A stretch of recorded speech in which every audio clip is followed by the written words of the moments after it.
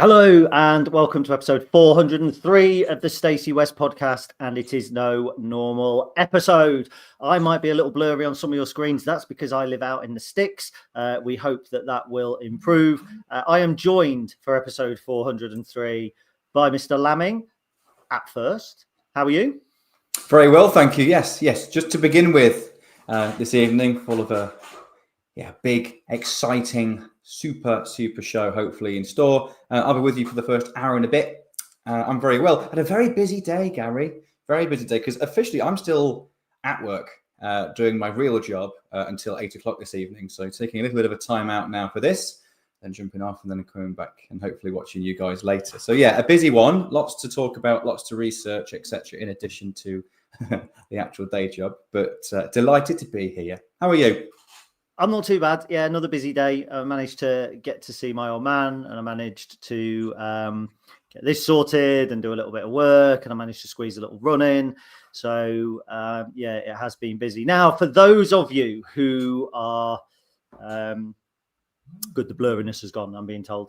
So for those of you who are listening at home, this will just be a standard podcast. For those of you that are now watching online, this will not be a standard podcast. You have got at least 3.5 hours of us, potentially more, because today is transfer deadline day.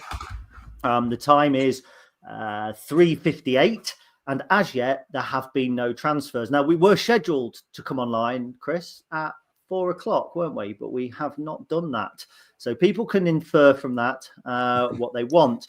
So we do have a good show for you today. Any breaking news, we will bring you as it breaks. There is an awful lot of speculation that we could be making to transfers, potentially more. There could be outgoings as well. It's going to be, Chris, probably the most exciting transfer deadline day video that we've done. I think so, yeah, because the last few we've done of these, they've been great fun, but there's not been a great deal of actual Lincoln City action and movement in the window to discuss. So it appears that this time round there's going to be plenty to discuss, lots of things happening while we're on air, hopefully. So, yeah. Well, hopefully. Obviously, as we're being told, dead air is a crime. So indeed it is, but we are getting dangerously close here to 4 o'clock. And I get the feeling the Lincoln City's transfer deadline day is about to get going. There's breaking news. This is coming from Ben, the producer. So here we go. Lincoln City have completed the signing of young midfielder Finn Barbrook on a season-long loan from Ipswich Town. So let me read out the full press release. The 20-year-old, who has made one first-team appearance for the Tractor Boys, which was the Carabao Cup game this season, and has had first-team experience on loan at Sutton United, will add depth to the club's midfield options. Head coach Michael Scabala said, "We really like Finn's attributes. His ability to play as a 6 or an 8 in our midfield sees him adding in this position. We were really impressed with Finn when we met him during this process, so we know that he possesses the mentality to do well for us and to cope with the demands of League One. He is a brilliant role model in Conor McGrandles as a similar type of player, and I look forward to seeing him grow throughout the season." Director of Football Jez George added, "Finn is a player we've known about since a loan at Chelmsford City. He did really well at Sutton United last season, making 35 appearances and gaining valuable experience in the National League. And his continued progress with Ipswich this season, culminating with a place on the bench for the first game in the Championship and a start in the Carabao Cup, makes us believe that he can make the next step into League One. We sanctioned the sale of Ethan Hamilton with this deal in mind, and we're grateful to Ipswich for trusting us with the next stage of Finn's development." Now, a couple of points, Chris, before I throw it over to you. He was Players' Player of the Season and Young Player of the Season at Sutton United. And interestingly, depending on your perception of interest, he's also a twin. And twin brother Harry has now joined Chelmsford permanently. So Finn Barbrook signs for Lincoln City, Chris. Makes a lot of sense to me. Makes a lot of sense. We obviously needed another central midfielder to round out that part of the pitch. We like to have 2 players for every individual spot on the pitch. We only had 3 after Ethan Hamilton left the club. So I was fully expecting us to sign a central midfielder. I think it was interesting as to kind of what sort of profile would go for here, though, because there's no secret that we've got a bit of a war chest now, compared to a relative war chest, of course, compared to what we've ever had before. Already splashed out on one player in this role, in obviously Ivan Varfolomiev. So I personally wasn't expecting another player to come in for a transfer fee on a permanent deal. We've got Tom Bayliss tied down to a long deal. We've got Conor McGrand, who just had a great start to the season and very much a senior player now. And we've got Ivan there, who we'd like to develop. So makes a lot of sense to bring someone in who's going to add a bit of depth. We need that depth in case of injuries and for squad rotation. It sounds very much like, as much as he's adaptable, he's brought in as a Conor McGrandle's backup. That's what it sounds like from the press release. So yeah, I don't think we can expect too much in regards to assists and goals, but it sounds like looking after the ball is very much in his skill set. There's not a lot of data, is there, online about him, but there is a little bit in regard to his Carabao Cup appearance, his only start for Ipswich a few weeks ago against Bromley, and saw a lot of the ball, 56 touches, 92% pass accuracy out of quite a lot of passes that he attempted. So kept the ball moving nicely. But I think the key thing here is we've not brought someone in who's going to play. I don't expect him to play every minute of every game. I think he's going to be a squad player. But I also said that about Frankie Okoro, and he's looked brilliant since he came in and could very much find himself featuring more regularly than I anticipated. But ultimately, it gives us that kind of rounded out 4 players for 2 positions in our 2 holding midfield roles. Yeah, and Red Wimp, which is Emily's dad, says cup tied, so we'll miss out Chelsea, but we might see him tomorrow. I would say that feels like it's almost a certainty. Now, there's a really great piece on Target Scouting about Finn Barbrook, which I mentioned and kind of broke down a little bit in an article I did on this afternoon when the news first began to come out that we had signed him from TWTD, which is a brilliant Ipswich Town site, by the way. And just to read that out to give people an idea of the type of player here, he says he's standing at 1.83 metres, so he's a good 6 foot, so another decent sized lad, although Tom Bayliss is 6 foot and looks small compared to some of our players, but there we go. Barbrook has stamina and covers ground quite well, but can lack acceleration. His standout qualities lie in possession. He's composed under pressure, scans the pitch intelligently, and shows an excellent passing range, short combinations, clipped balls in behind, and tempo building one-touch play. He's also a capable set-piece taker. He uses long strides to carry the ball forward, preferring technical evasion and quick release over bursts of pace. Out of position, he relies on interceptions and positioning and tackling strength, but his awareness of space often allows him to block lanes and recycle play. Now, all the information I can find showed that his contract was actually up in June 2025. So he's obviously penned a new deal with Ipswich, depending on how long that is. But it certainly seems like the sensible recruitment in midfield. There was no point in us going and bringing in a absolute banging immediate first team starter. That should be Ivan. I keep wanting to call him Igor. Ivan Varfolomiev. That's Conor McGrandle's. That's Tom Bayliss. But he just adds, as you say, I think, to a little bit of depth. And it's not an unhappy mouth to feed. So no disrespect to Ethan Hamilton. Really liked him. But I wonder if he was, he wants to play. Whereas Finn will be happy, you would imagine, filling in the gaps and getting minutes without starting every week. Yeah, well, he'll want to play. You want every member of the squad to want to play every minute of every game. That's what you want. But yeah, I don't think that's something that will have been promised to him. In terms of the contract at Ipswich, the information I've got is that his contract expires at the end of this season with a 1-year extension option. So you never know. There might be something in there potentially for us after this summer, after this season if it goes well, but I imagine this is a kind of a here and now loan signing. It's interesting because a lot of comparisons were made to Conor McGrandle's in the press release, but in terms of your description from that really good article, by the way, on Target Scouting, I do recommend reading the whole article of that because it was genuinely really good after you shared that. It would indicate that he feels something that I don't think we actually have as a skill set in any of the 4. We haven't seen it from Ivan yet, so it's difficult to kind of to say he has or hasn't got this. But it sounds like Finn's passing range and his ability on the ball, being able to progress the ball from collecting the ball deep under pressure and then still finding those forward passes. That sounds like the sort of game that he has. And I think Ben and it might have been you and I mentioned this a couple of weeks ago in terms of what don't we yet have in the squad. And at that time, that was my little gap, was saying that we didn't have a touchline hugging winger on the right, and we didn't have and we've got Oscar Thorne now, and we didn't have a deep midfielder that I thought, this is before we signed Ivan as well. I didn't think we had a player that was capable of consistently receiving the ball under pressure and keeping hold of it and progressing us up the pitch. Sounds like Ivan has that skill set, but it looks like Finn very much has that skill set as well. So I think we've got some good options in there now. Yeah, it's definitely about options, I think, isn't it? It's definitely about squad depth. That's what looks like it could have held us back a few weeks ago. And as players have disappeared out of the squad, the Ethan Hamiltons and the Ethan Arahans, we did feel quite light. So I was expecting players to come in who, like you say, who are capable of challenging for a first team spot, but at the same time will add depth and can probably be called upon rather than be forcibly removing certain first team players from the squad. But as with anything, like at any position in football, all it needs is for Finn to come in and have an absolute stormer.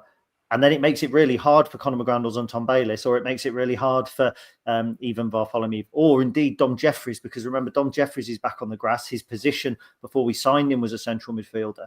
So he had depth. And I think every squad needs a Dom Jeffries style player anyway, with who is capable at left wing back. We can play him in the holding midfield role. He might be able to play a little bit more box to box midfield. That sort of flexibility, I think, is really important in a squad, especially a squad that at the moment doesn't have a recognised left back and only really has one recognised right back, with the likes of Tom Haber and Riley Towler filling in. So there we go. Also, one thing to say about young Finn is 12 bookings for Sutton United last season, which suggests, despite being a young player, he had no issue whatsoever with getting stuck in. Now, let me think. I might be wrong here, but was there not another player that we signed on loan from a Championship player who had spent time at Sutton and liked a booking or two? Maybe there was. There was, wasn't there? And he's a free agent, which people were saying they wanted us to sign Mr. Morel. And so what we've actually done is gone out and signed the Joe Morel of 2026. And I must admit, when I was reading the information earlier, it did make me think it was Morel, wasn't it, that was on at Sutton? Joe Morel. Yeah, I don't know. I know obviously we signed him on loan from Bristol City. I didn't know he was at Sutton before that. I might be wrong. Do you know what? Seeing as we're live, I'm going to double check that, because that's either great recollection or I've made myself look like a knobhead. Sutton United on loan, although he only played 3 games for them. It was Cheltenham Town he made the most of his appearances. Almost more impressive. More impressive. The fact that you even knew, even though he played just 3 games. Just quickly on that, because I think it's pretty clear we're not going to be signing Joe Morel now. I don't think it ever was at all, but we haven't actually spoken about that on the podcast, I don't think. I just wanted to say that I don't get this fascination with bringing old ex-players back all the time, particularly a few years down the line. I know it's sometimes things are best left in the past. It's hardly kicked a ball in 2 years, and I liked Joe at the time. I really did, but if he was a bit like when we signed Sam Klukas last year, I was kind of thinking, what if his name wasn't Joe Morel? He's gone there. He's gone there. Yeah, hey, why not? But I said this at the time, didn't I? I was like, if he didn't have that name, he hadn't played for us before, but had exactly the same profile, played the same number of games for the same number of teams, hadn't kicked a ball for 2 years, etc., etc. I don't know if we'd be that impressed if we'd signed him. I think it's just because it's been here before. It's not something I'm a fan of, Gary. That's all. So I'm pleased to see we've signed the next Joe Morel, theoretically, rather than the actual Joe Morel, who hasn't kicked a football in 2 years. Okay. So there we go, 15 minutes in. That is the first Lincoln City signing of deadline day. I believe it's our 6th incoming of the transfer window. So we have signed Finn Barbrook on loan from Ipswich Town for a season. TWTD did report that there was a recall clause in January. Usually there's a recall clause in players in January anyway. I think that's fairly standard. So he is likely, I would think, to be involved at some point tomorrow night, whether it's from the bench. You would imagine that he will get some minutes, particularly with being cup tied against Chelsea. Not that he would drop in against Chelsea, because we'll almost certainly be playing our strongest 11 there, because they'll be beatable. But anyway, we're not here to talk about Chelsea, are we? Just before we go any further, I would just like to give a shout out to my old man. So I went over there earlier to my dad's. We have managed to get him rigged up. So I am assuming he is laid watching us now, probably thinking this is all I bloody need, watching him go on about football all the time. But he voluntarily did it. I didn't turn it on, move the remote out his way and leave it there. He did voluntarily ask for it to be on. So I will obviously see you tomorrow, Dad. Now, one of the last things that my old man got to watch on television was Mansfield Town and Lincoln City, and that's where we're going to smoothly segue into for the next half an hour or so, because we could talk about it all day, and I could talk about it all day without mentioning any of the players or either of the teams, but we'll not go there. We'll talk about it there a little bit. Oh God, yeah, we'll absolutely go there. I'm still raging. I started telling my dad about it, I think, again earlier, and I was just getting angrier and angrier. And it's honestly, so we'll talk about Mansfield Town visiting Lincoln City. What I've heard, the first thing I want to say is I've seen some criticism online of Mansfield's support, saying that they were quite quiet and they didn't come in great numbers. I thought they were really good. I thought they were relatively loud. I mean, they did go a goal down early doors. It does quieten you down sometimes. I thought they travelled relatively well, and I thought it's the sort of atmosphere that, dare I say, we've lacked in League One in recent years. I know that we had them last year, but there's a difference between having a Mansfield and a Doncaster and a Rotherham all filling out that stadium than there is a Portsmouth or a Rex. Do you know what I mean? Like a localish derby, two relatively small clubs, or as a Mansfield going toe to toe. The atmosphere is a little bit more passionate, I think. I agree. Yeah, I agree. I think there's a difference between those types of clubs as well, just in terms of size, because you normally get a big away following for two reasons: either because the club you're playing against is a big club, or because the club that you're playing against is local to you. And there's no denying that the atmosphere at football is always better with a sold out or a healthy away end. That's just the case across the country, isn't it? So, but I agree with you. It does feel a bit different. When I remember when Sheffield Wednesday came in, obviously we have had some good results against Sheffield Wednesday at home in the time that they were in League One. But it always felt like a big occasion because it was Sheffield Wednesday coming to town, and if we can get anything out of this game, it's a positive result. Whereas going into this, it had a big game atmosphere, but it was a game I was going into feeling that we had a very strong opportunity to win. And you don't often get that with those same big atmospheres and big attendances, particularly from the away end. So yeah, I'm all for it. There's going to be a few of those this season, I think, which is much more welcomed compared to the last couple of years in League One, where we haven't had that many in regards to smaller or more similar sized clubs bringing big away followers. So yeah, to be honest, I thought they were pretty good. I agree they were quiet until we had a man sent off, but after that they were decent. I thought they pretty much sold out the away end. Credit where it's due sometimes, isn't it? Yeah. Now, just a reminder for people joining us, because at the minute we've got nearly 200 people watching, which is phenomenal. Thank you very much. We are going to cover the transfers, but we haven't done a regular podcast, and there are some people who will be coming home from work at 5 o'clock. So rather than getting into the transfer nuts and bolts and talking about all of that, we'll be picking that up after 5 o'clock, unless something happens in the meantime. If we get a little shout in the old Gary Hutchinson earpiece, then I will be all over it. If Cornell bells me up with the latest news, we'll be dropping that. But until then, we're going to be talking about Mansfield Town. It was the same starting at 11, but very different, I think, to some of the appearances, some of the outings we've seen this season, because we didn't sit off. It wasn't a case of them having the ball, high press, etc. We were really front-footed, I thought, in the first, let's say 15 minutes, because I mean we did quieten down a little bit after the goal, but we went out to get the early goal, I think, didn't we? Yeah, as we have in pretty much every game this season, bar Wimbledon away, where we had, of course, another early red card. We scored the first goal in every other match we've played so far this season, and that's not a bad attribute to have. It's great. It's absolutely brilliant. We're going after games. And you look at a lot of the stats, and you see is like low for possession, low for shots, low for. But the reality is we're scoring early goals, which changes the whole dynamic of games early in the game. It's not even like we're scoring the first goal on 60 minutes and keeping it tight until that point. We're scoring in the first 15 minutes really regularly, and it's brilliant. It's really good. I thought we were absolutely outstanding. I know obviously we're going to talk about the red card. It's a huge moment in the game. I know you want to just talk about the first 15. But I thought for the first 30 up until that red card, we were utterly dominant with the ball and without the ball.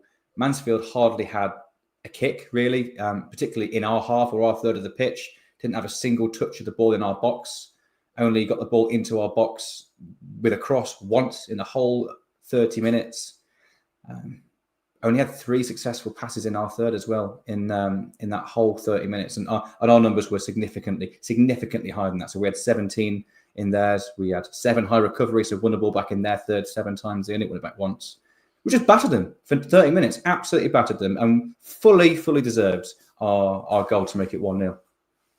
Yeah, I mean, when the goal came, it came relatively early. We'd had a couple of pot shots. I think Conor McGrandles had dragged one wide, James Collins from range as well. But it was our first proper attack. If I recall, it was a lofted free kick, nodded a back out. Tom Bayliss, second delivery. Sonny Bradley flicks it on. James Collins back in, and Bosch 1-0 poked in. And for me, it just felt so very, very routine, if I'm honest. I didn't feel under any pressure at all. There was a Mansfield guy I've got a lot of time for who follows me and follow him on Twitter, and he sort of said he didn't think it was that routine. They have a habit of changing games. They have a habit of going one behind. He felt that it wasn't going to be a routine Lincoln win. But having watched Lincoln as much as we have, particularly this season, I do feel that you can sense or you can see when we're on it what we're going to do. And the fact that we defended for as long as we did with 10 men suggests to me that with 11 men, it would have been far more comfortable after the goal. Completely agree. Yeah, completely agree. That red card, of course, changed absolutely everything in terms of the dynamic of the game. But if that didn't happen, I fully expected us to have been a pretty comfortable, probably 2-0 win on the evidence of what we saw from Mansfield. It's impossible to know what could have happened, of course, and have to respect what your friend has mentioned there. He knows Mansfield Town better than we do, just like we probably know how Lincoln City play better than he does. And we'll probably say that Mansfield would have had a spell in the game, but we've certainly shown so far this season that we're more than capable of defending our box really well.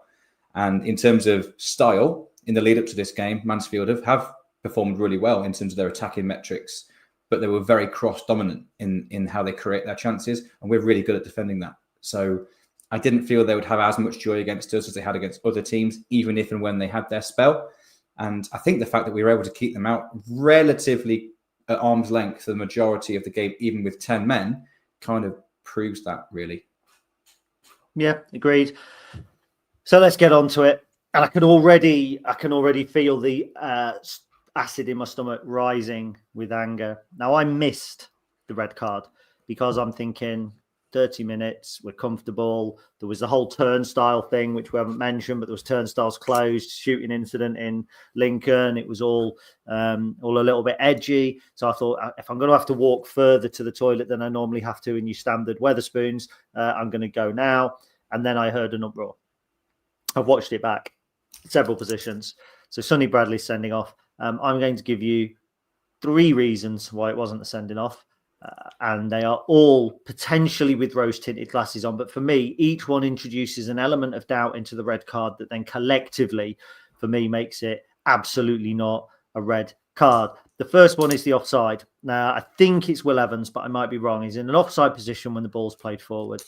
He's walking back with his hands up from an offside position, but he walks between the trajectory of the ball and Conor McGrandles, who's the defender that's going to get the ball. He walks between those. So the player, I think it was George Maris, former him, running onto the ball. There's a block. Now, it might only be a second. But he's interfering with play. He has to be, because Conor McGrandles is the player coming across to get it. Whether Conor McGrandles, by the way, would have made it across had the player not walked in front of him, that's by the by. That's doesn't matter, because at the end of the day, as soon as the player is interfering with play, he doesn't have to touch a ball to interfere with play. That's offside. So that's decision number 1 wrong. Now, at that stage, having got that decision wrong, in my mind, if a referee's got any ambiguity whatsoever, he doesn't then make the big decision a minute or 2 later. If he thinks he's got that wrong, or if there's any worry at all that he has, then he's got to look at the next decision a little bit kinder. First of all, Maris has knocked the ball across Sonny Bradley. That ball is running almost parallel to the 18-yard area. So for me, the position of the player is that he's actually going across the front of the area, not in on goal. Okay, it's an ever so slight incline towards. Again, it's 50-50. And then Tom Bayliss is coming in, and the angle he's coming in, the pace he's coming in at, he is a covering man as well. And for me, there are three things there. And if each of those, it's like XG. If each of those is like, it's 0.2, not a red card, 0.2, not a red, it begins to add up. And eventually it becomes more not a red card than it becomes red card. The referee has made he's had an absolute horror show. He's had a horror show at that moment. And he had been fine up until that moment. But he's got that wrong. And he hasn't ruined the game, by the way. Because what an occasion it was, what a game it was, and what, the atmosphere, we've all come away boiling, absolutely boiling. Rather than a 2-0 routine win, we've come away with, I had smoke coming out my arse. I was that angry coming down. Honestly, that's my excuse anyway, and I'm sticking to it. Chris, were you as incandescent with rage as me? Yeah, I was. And that's probably not quite as common, I'd say. No. But I actually wasn't on a wee break at that point. I normally have a few during the game, but I did actually see this. And my gut instinct is, well, that's offside. That was just my gut instinct straight in the moment in time. Like, that has to be offside. He's clearly interfering with play. I didn't think that was even a decision. Then to see, looking back, it felt like slow motion, but in the time, it kind of didn't. Sorry, the other way around. Looking back, it looks like it happened all in one go, but at the time it felt slow motion in that, it's not offside. Now that looks like a foul. They're going to shout for a red card here. Now, I've had the privilege, just as you have, and just as I imagine almost everyone watching this will have watched this back countless times to try and make their mind up. And the more often I watch it, the more convinced I am that it's just not a red card in the slightest. Like, Bayliss and was it Hackett that was critical? Hackett. Yeah. Both of them were so close to the ball. And I think this is, and I said this, I think on the way back, because we obviously shared a lift in and out on Saturday, that as a football fan, particularly when it's let's imagine we're Mansfield fans right now, and I know, as horrible as that sounds, and we were in that stand. That's exactly the sort of thing that you claim for us fans. You appeal for that. You scream bloody murder for it. However, if that situation, the referee then brandishes a yellow card, no one in that stand complains. Yep. Not a single person complains. You go, fair enough. It was worth an appeal, but no, it's probably not a red, really. It's unbelievable that was given as a red card. Unbelievable. And you said there was 3 points, and each of your point is valid, but there's one that's more valid than the rest of them, and that's it was flipping offside. So the rest of it's irrelevant. There's like a domino effect. Well, the rest of the domino effect doesn't happen if it's just given as offside as it should have been. It was, and as much as the referee was poor, he had no help from his linesman either. What I will say, with balance, of course, is that I'm almost certain if we had VAR in League One, VAR would have brought it back for offside and it wouldn't be a red card. However, I would much, much, much prefer to be sat here right now being a bit annoyed at a referee than having VAR and that individual decision going our way. I would much rather that not go our way and us not to have VAR, because that's, it's just worse, isn't it? The game is worse when VAR is there. So I prefer this to that. You know what's really interesting? I actually spoke to Pete, my good friend Pete Summers, earlier today, and he said VAR doesn't overturn the goal. He said there's no way VAR overturns that. And I'm just like, do you know what? One, I don't care, because I'm like you. I would rather Sonny Bradley get sent off and we lose that 2-1 than we have VAR and he doesn't get sent off, because VAR is one of the scourges of modern football. And so, again, we wouldn't be here getting incandescent with rage about a perceived injustice if we had VAR. And that's what football's all about, perceived injustice. It's all about my guy from Mansfield going, I think it was a red card. It wasn't a red card, yellow bellend, honestly. Do you know what I mean? It created one hell of an atmosphere there, didn't it? Yeah, it did. And I'm going to come, because we might have to cut away in 4 minutes. I'm getting in my little earpiece, my imaginary, there's actually an earpiece there, but it's a headphone. But let's imagine it's an earpiece, and I've got a producer telling me that we may be needed in 4 minutes. But I want to talk about that atmosphere, actually, because... Sorry to interrupt, because you're talking about our producer as if there's an amount. There is a producer. We have someone producing it in the back, but rather than being in your ear, it's actually just a text. Most recent text message at 4:18. Be right back. Need a wee. Yeah. I know. And we can see the green room. For those who are watching on, we can see the green room. And I keep getting dazzled by the shine from Charlie's head And he's only in the green room. He's a tiny little thing in the green room, and I keep getting dazzled from his head. I've got a light shining in my face. I can't see the green room. I don't have these privileges, you see. Charlie's head. So back onto the atmosphere. First of all, it was great before the game to see that the issue with the flags on the 617 had been resolved. And I know that the two groups, the club and the 617, worked together to help create the phenomenal atmosphere. But they're one kind of area of the ground, and elsewhere in the ground, it's really easy for the atmosphere to turn quite quickly. And I think if you're 1-0 up against Mansfield and you get a man sent off and they're then battering us and we're retreating, there is a tendency for some supporters, and I'm not talking now about the 617, the flag, I'm talking about a general consensus at home, particularly, for supporters to get a bit moany, for supporters to get a bit, why aren't we attacking more? And it can sometimes, you can just feel it swing a little bit. And it happened against Plymouth, by the way. They scored their goal and the change in atmosphere was palpable. It was almost inevitable they were going to get their next goal.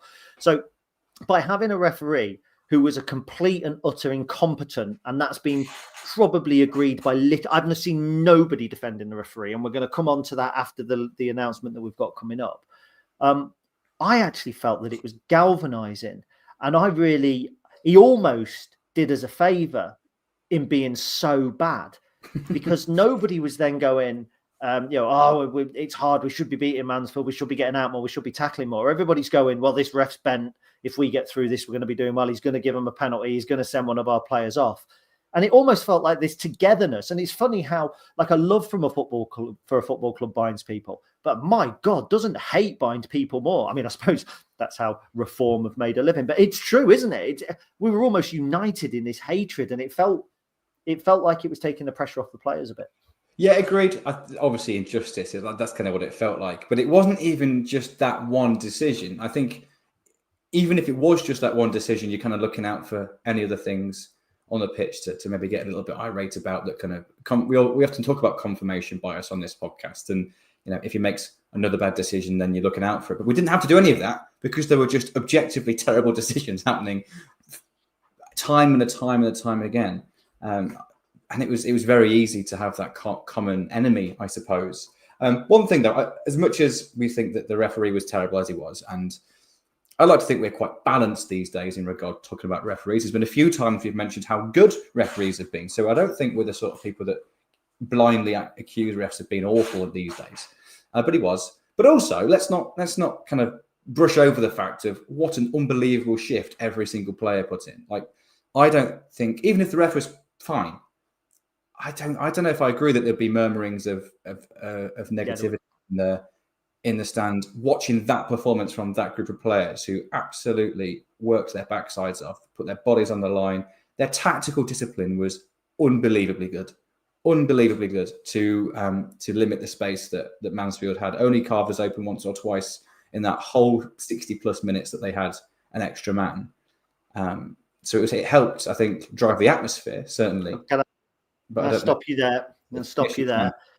So it is deadline day. We do now have an exit at Lincoln City. I know that is probably not what people were expecting to hear, but we do have an exit. Zane Okoro is going out on loan, and he is going to Coleraine. And I'm just trying now to find the full press release so I can read it out to you. Here we go.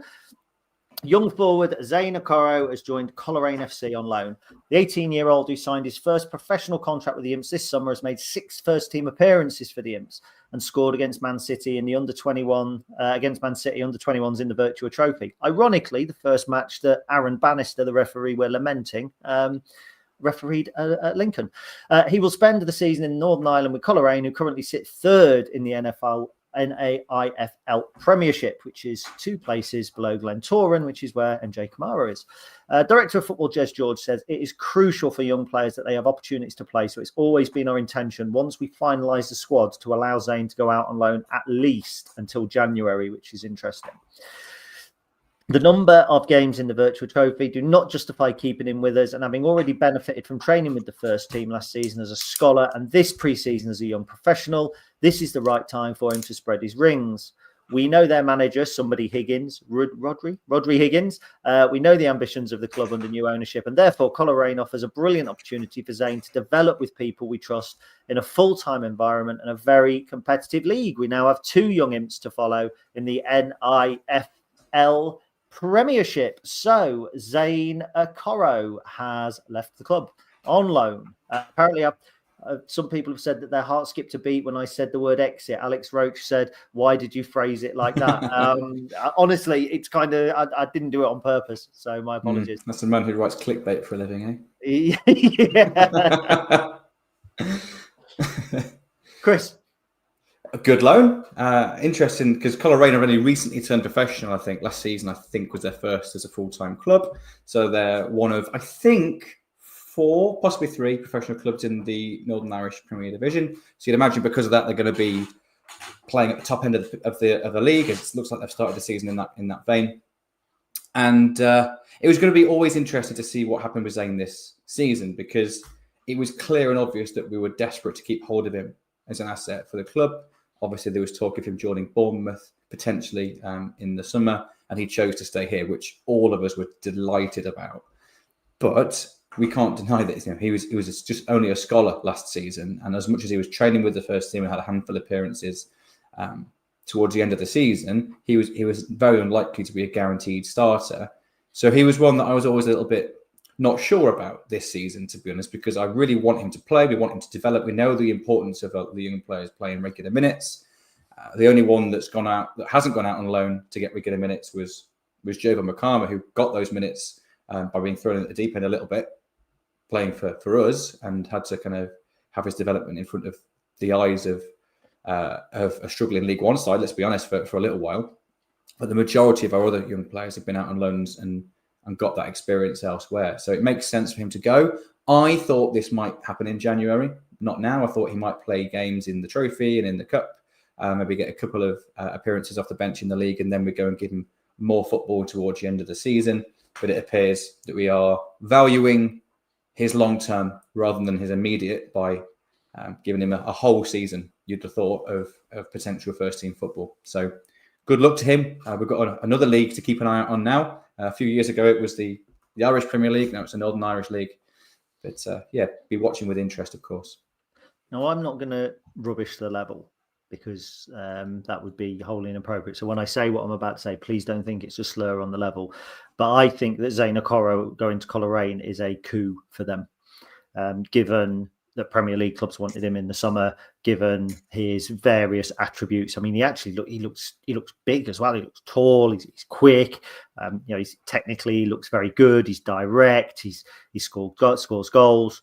I think that he is a massive signing for them. Whereas like MJ Kamara, great, kid that I'm sure has got a lot going for him, but he kind of slots into the Glentoran side as he could do well. For me, Zane Okoro feels, maybe I am being disparaging to the level, but he feels to me like a little bit of a marquee signing for Coleraine. All right, and if he doesn't, I think they'll feel that he will do in January, because I think he has the potential to go there and absolutely smash it. I thought he did well against Burton last week. God, it was only last week, wasn't it? I know, it feels like a long time ago, doesn't it? I agree. I think he had a really good spell against Burton. I've been really impressed with Zane every time I've seen him, really. But there's no denying that he needs to play regular football to keep that development curve moving in the right direction. And I think I probably agree with you in terms of the level. Whether I would class it as a coup from their point of view, I'm not sure. But I think he'll certainly play regular football for them.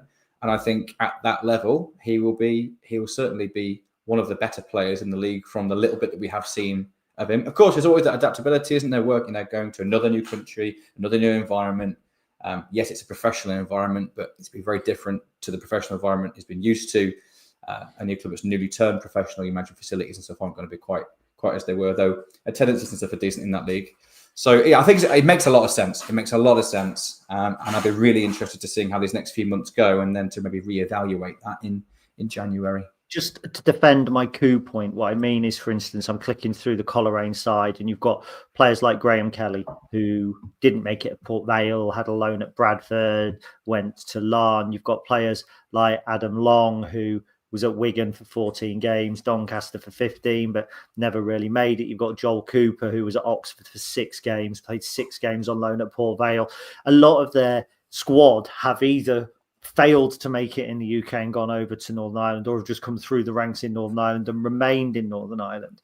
And I think when you take a player like Zane, who is oozing potential, has played some League One football, has been eyed by Premier League players. I actually think that it's Premier League teams. I think that's how I mean it's a coup for them. So Zane Okoro joins Coleraine, and we now, in this topsy-turvy podcast that Ben is going to love editing tomorrow to try and make some sense of it, go back to the Mansfield game. We've just been talking about our shape and our solidarity after the break. You had managed to turn it back round onto the players. I'm going to turn it back round onto the referee, because I am still absolutely fuming with a couple of the decisions. And all I'm going to do is I'm going to tell you the decisions I'm hacked off with, because they're bookings.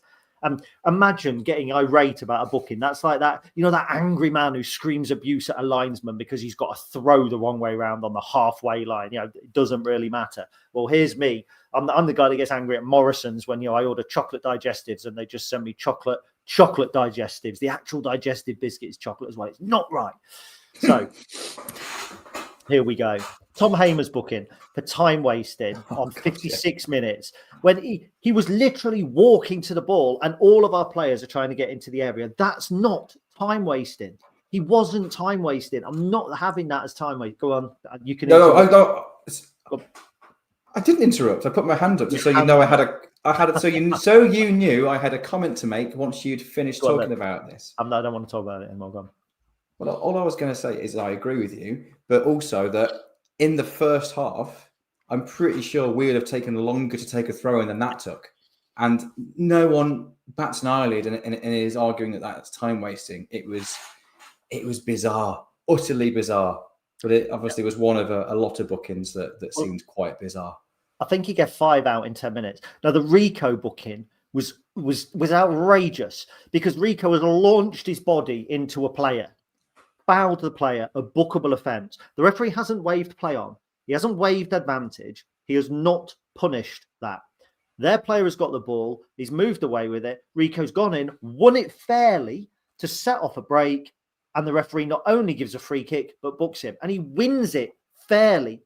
Oh, I was absolutely incandescent with that. George Wickens. This is the one. No, this is the one that, I was spitting feathers with this. So the ball is looped up. It's come off our player. George Wickens has kept it in play. You watch the replay. You can see the trajectory of the ball, his feet. Anybody who understands simple, whether it's maths or whatever, I don't know what you'd call it, but anybody that understands that, plain and simple, you can see that the ball has not gone out. What you cannot possibly see is that the ball has gone out. One, because it hasn't. But two, if you're the lino, there are two posts in the way, and there's George Wickens in the way. The lino is not in a bad position. He's dead on line with the posts, dead on line. So if the ball has gone out, he should be able to see all of the ball out, and he has not seen all of the ball. The referee's given the corner. Okay, these things happen. He's guessed. We know they guessed. Wigan Athletic 2-1 got beat, cost us a place in the playoffs a couple of seasons ago. Lino guessed. So Lino's guessed. The referee's obviously given it because he's clueless. George Wickens doesn't even particularly shout. He just says something to contest it as he walks over. And the ref pulls the yellow card out. Now, in fairness, the ref has already got the yellow card out as George Wickens then throws the ball down onto the ground. Judging by Aaron Bannister's previous form, he could almost have sent him off for that, because it's the second bookable in throwing the ball away. Yeah. Not 2 minutes later, their corner's wasted. It goes out. It's probably their throw-in, but we get awarded it. I think it's Kyle Noyle, is in the lino's face like that. And the referee walks over to him and just ushers him away. Where's the consistency? Yeah. You know what's most frustrating? Also, it's also frustrating. This is just more of a generalization, because I'm obviously going to agree with everything you've just said, because it's objectively true. Everything you've said is just, there's no debate there. But whenever he gave a decision, when he gave a booking, I think the bookings are the ones that stand out. There didn't appear to be any explanation for that. The referee clearly had no communication with the players. Like Michael Skipper got booked, and he says the ref didn't even tell him why he got booked. He just walked over, gave him a yellow card, and walked off again. Like, as when you're on the pitch or on the sideline as a manager, there is nothing more frustrating than a referee that doesn't talk and just uses their cards to communicate, but don't justify the reasoning behind it. And it only makes me think he doesn't know the reason why. That's it. Now, I am going to interject there because I know the reason why.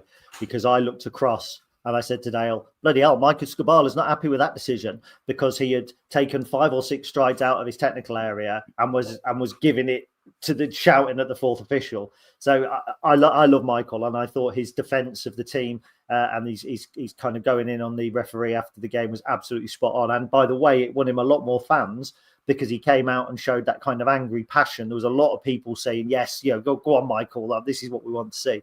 But I'm pretty sure that he was booked for shouting no more aggressively the fourth official than any manager within reason. I've seen Steve Evans not get booked for far, far more than that. And then I think David Priest was booked late on as well for something. And there was a couple of bookings. I mean, Tom Bayliss is for a foul. That was probably a booking. I think Kyle Noyle was booked for a challenge that probably wasn't. Fred was booked for what looked like a little bit of arguing, which again was the ref just lost it. But on the field, like you say, I thought that we defended very well. I thought we worked incredibly hard. We created the odd chance. There was a poor decision. I can't remember whose it was. It was a shot, or it should have passed or something. But Collins. Yeah, shot from a long way out when Treat was on the overlap on the far side. Yeah, that's the one. But do you know what? I just thought I never actually felt like we were going to concede until we did. And then when we did, I didn't think we were going to concede again. I didn't feel like we were going to be in any danger of losing the game. Yeah, I agree with that. And I was gutted when they scored because I know they had a lot of the ball and they had a lot of territory because they had to. But they didn't have that much in terms of clear-cut opportunities at all because I thought we were defending so incredibly well. And because of that, I didn't think we would concede. So then when we did, it was gutting. And to be fair, it was probably the only real time they had in the second half where they used their spare man well. The ball was on our right-hand side. When you've got 10 men, even when you've got 11 sometimes, we'd push all of our defensive players across that side of the pitch to condense it so there's less space for them to play in. They've got the ball in the middle and then they knocked it over to the right-hand side. Kyle Noyle was the spare man. There's always going to be one when they've got an extra man compared to us. So you always leave the player furthest away from the ball unmarked. And he was the one that was initially furthest away from the ball. Clever little dummy by, I forget the guy's name, came on as a sub, double-barreled name that scored. He did a little dummy. The lad on loan from Chelsea. Possibly, yes. I didn't know that, but the centre midfielder that came on anyway. Mariah That's the lad. Thank you. Yep, that's the lad. Really clever little dummy to get Noyle in. Good pullback, good finish by the same player. I was like, that's a good goal actually. But it's the only time they've really made that spare man count. So I think that's credit to us, or kind of credit to them because they didn't have many clear-cut chances and they took the one they got. But yeah, I can't help but think that we would have been comfortable if it was 11v11. But also to hang on and get a point when you've had over an hour with 10 men is a brilliant result. But I think it speaks volumes that we're actually quite disappointed with only a point, even though we had 10 men for that amount of time. Like, it's a brilliant point, but the fact we're disappointed about it is kind of a good thing. He's not on loan from Chelsea. He was a Chelsea youngster. He was at Hibernian last season. Just to pick up on two players for Mansfield that really impressed me, and I know that we don't usually do that. I was really impressed with Jamie McDonnell after the red card, who is a player that we identified in the summer as a potential Lincoln City signing, and who I believe was on one of our lists over this summer, but didn't end up moving to us. He impressed me. And when you look at the passing metrics on Y-Scout, he was involved in pretty much everything that they did going forward. And George Maris, I was really impressed with George Maris. He was on loan from Barnsley. I think he was only about 16 when he came to us back in 2015-16. He's had a really good career since in the lower leagues, playing at Cambridge, I think, and now Mansfield. And I thought everything they did usually either went through or started with one of those two players. I tipped Mansfield to go down at the beginning of the season. I don't think they will at all. I think that they look like a solid unit, unspectacular, but a side that will easily achieve a 12th to 15th place finish and not ever really be looking over their shoulder. Yeah, totally agree. They've made me look quite silly. My prediction was built primarily on their second half of last season form, but their team is completely unrecognisable from the one that finished last season. Really, they made some interesting signings. We've got a lot more athleticism and youth in their squad, or relative youth compared to the players that have left. They'll be absolutely fine. Yeah, couldn't agree more. I was kind of hoping they'd struggle because it's quite nice to see, but They won't. They'll be absolutely fine. I struggle to see them pushing top 10. Yeah, despite being a much improved side, but yeah, they'll be absolutely fine. They'll be in no danger from what I've seen so far. Shall we move on from Mansfield, because I can feel my blood pressure rising. Luckily, I haven't got my smartwatch on, otherwise it'd be going off on my arm telling me that I was getting too irate. And you might be able to see it. My head normally goes a little bit red when I get irate as well. So we will move on and we'll go back to deadline day chatter. Now, we have already signed, as those of you who may be have joined late, we're up to 250 people watching at the minute. So we've signed Finn Barbrook from Ipswich. We have discussed that a little bit later on when we get some of the other team in. Charlie and Emily are going to come in and chat a little bit as well. So we will be talking a little bit more about Finn Barbrook. And Zane Okoro has gone out on loan to Coleraine. We've discussed that. And again, I think Ben and Charlie are chatting about our player exits a little bit later on as well. Don't forget to stay tuned. We also have an interview with Luke Thornhill discussing how the club's media strategy works when they find out a player signing, how they work out the strategy video, and no doubt at all how fraught the media team are today with 2 announcements and more to come. I think more to come, because obviously we have not yet signed a left back. Will there be an announcement about Rob Street? There was certainly one yesterday that went out. Not from the club, but it came out from Peter Rourke that Rob Street had been the subject of a £1 million bid. And I can now exclusively reveal that on Saturday morning, somebody texted myself to say that they were under the impression that we had accepted a £600,000 bid from Rob Street. So there was lots going around. I anonymously, in error, we'll say, because I can't say the word that I often write, apparently. So in error, I reported that was Luton Town. I don't believe that was Luton Town anymore, but a club had bid, or had reported to have bid, £1 million for Rob Street. Now, what I would say on this is, I think if a club had come with £1 million cash and said, we would like to buy Rob Street, I think Lincoln City would say yes. But it's very easy to say such and such has put in a big bid, and that number could be very different. Jack Hobbs, for instance, £750,000. The club did not get anywhere near £750,000. And for a player like, let's say, Rob Street, a club could come in and bid £1 million, but that could be 200,000 up front and 800,000 when they win the Premier League. If that's Doncaster Rovers, it's a £1 million bid, but it's about as likely as me flying to the moon that we're going to see that money. I do think if the club took a £1 million cash on the table, balls out bid with a 25% sell-on fee, I think they take it. We haven't heard anything today, Chris, so I would imagine that the club who were bidding have decided not to go any further. But what were your thoughts on the situation? Yeah, it's a really interesting one, actually, isn't it? Because you say that you think the club would have accepted if someone had offered £1 million up front. I just don't think you can say no to that. I don't think it would even be a question, would it? You'd have to say yes. I really like Rob, and we discussed this at length last night, didn't we, you and I? And it's one of those very rare occasions when it comes to a potential player exit where I'd be perfectly happy with either situation, because if we keep him, I think Rob's got really good potential. I think he started the season really strongly. He's got proven attributes at League 2 level. We started the season really well here, playing off the right, but kind of playing as a nominal centre forward, running in behind. Michael mentioned roles rather than positions, and I think he epitomises that. He is kind of a striker playing out wide, really, in terms of his role, because he gets in behind. So it kind of suits him. So, but also, if we are thinking about this in positions and positions only, he's playing on the right. He prefers to play down the middle. And he's kind of our third choice, number 9 at the moment. I know we want different types of strikers to play in different types of games, maybe. But as it stands right now, he has only played 1 match in the number 9. And that was in the EFL Trophy. Maybe 2, actually. But he played in the EFL Trophy in the 9.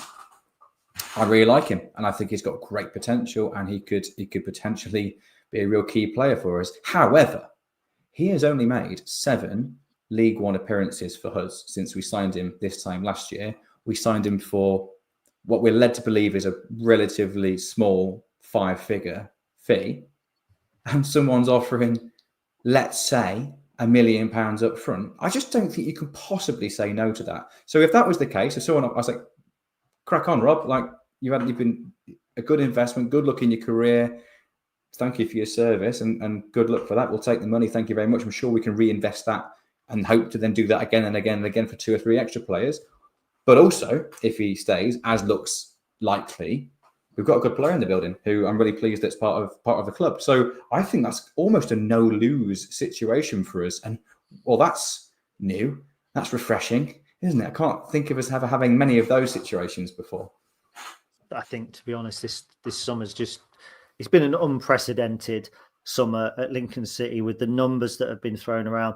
Why I was relieved yesterday was finally a Lincoln City player. And I mean, I know we've had it with Jovan, but finally a Lincoln City player that's gone out on loan, done something and raised eyes, actually being the subject of a proper bid.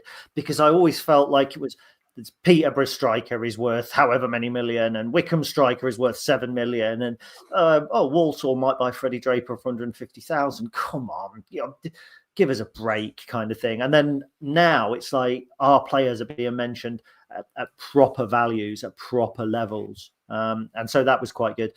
Personally, I like I say, if the club had a £750,000 offer for Rob Street with add-ons that took it to 10 million if he goes to space, I would have taken that.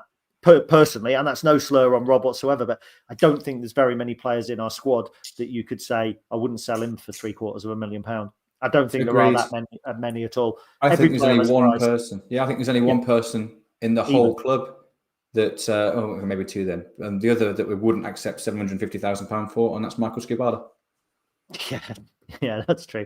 And I think he's almost priceless in terms of what the role he has at the moment in the club. What difference a month makes as well, because going into this season there were quite a few people who were kind of on his back a little bit, but industry wide, and we say this, we don't work in the football industry, but in the football industry, the job that Michael does and the transfers that we make and the kind of the turnover of the players and everything, we are viewed with real envy by an awful lot of football clubs to a degree. Even Peterborough United we'll look at what we're doing, because it's easy to go to the National League, bid more money than everybody else for the best National League player, and then say we've got a right eye for a player. But it's when you pluck a £30,000 striker from Cheltenham and 12 months later somebody's going, well, I'll pay you £1 million for him. That's different. Ivan Toney came from Newcastle. He'd been a player at Newcastle. So they've had that buying power. They don't have that now, but the real skill is in spotting talent way ahead of the curve. I am getting, I say I'm getting news. I'm not. It's been going down on the bottom of the screen for ages. The club are teasing a new signing. So we have a signing soon. That was 4 minutes ago. It is a player. He is looking up at the We Are Imps sign. There is a lot of speculation as to who it is, but as we know who it is, we can't possibly join in on that speculation. Who could it be? Who could it possibly be? So it does look in the next sort of 6 minutes or so as if the club are going to solve the left back position, but we do not have that confirmed as yet, and obviously we cannot possibly confirm that as yet. Mick Kennedy's just said Street was at Shrewsbury. He was at Cheltenham, wasn't he? He was at Cheltenham, yeah. Yeah, he started his career. It was, but I know that we were interested in Street. I think he might have had a loan at Shrewsbury before. He was on loan at Shrewsbury for Cheltenham, but started at Palace, loan at Shrewsbury, and then permanently at Cheltenham. I think we've been interested in, from what we've heard from Jez and others for a couple of years now, that ever since he was at Palace, he was on our radar, and we was pretty disappointed to miss out on him to Cheltenham all those years ago. My understanding is that he was on loan at Torquay while Streaky Johnson's dad Gary was there, and I don't think that loan went particularly well. And then Rob was at Cheltenham, and I think Gary Johnson went in as director of football and had a preconception that he didn't fancy him. And our recruitment team, who are always on the ball, sensed a kill. They sensed that they could attack their prey, and sometimes that happens. We do make signings occasionally that are outside of the long-term plan, or that we take an opportunity. I think Dom Jeffries, we took an opportunity last season. We probably signed him outside of the expected squad quota. Rob Street was one. Doesn't always work. I think Jaden Brown was one that came in as an opportunity later on, rather than somebody that we'd done the deep dive on. And Jaden Brown has spent most of his season, most of his summer playing for the PFA team. Just quickly on that, Chris, because as yet, we haven't signed anybody who's been playing for the PFA team. But that's a really good way, isn't it, for free agents to keep themselves fit, get some match time, and then be ready should a club come knocking at 5 o'clock on deadline day. I totally agree. I think it's a great idea. I know it's been around for a little while in one way, shape or form, but I've certainly seen a lot more coverage of it this pre-season than I ever have before.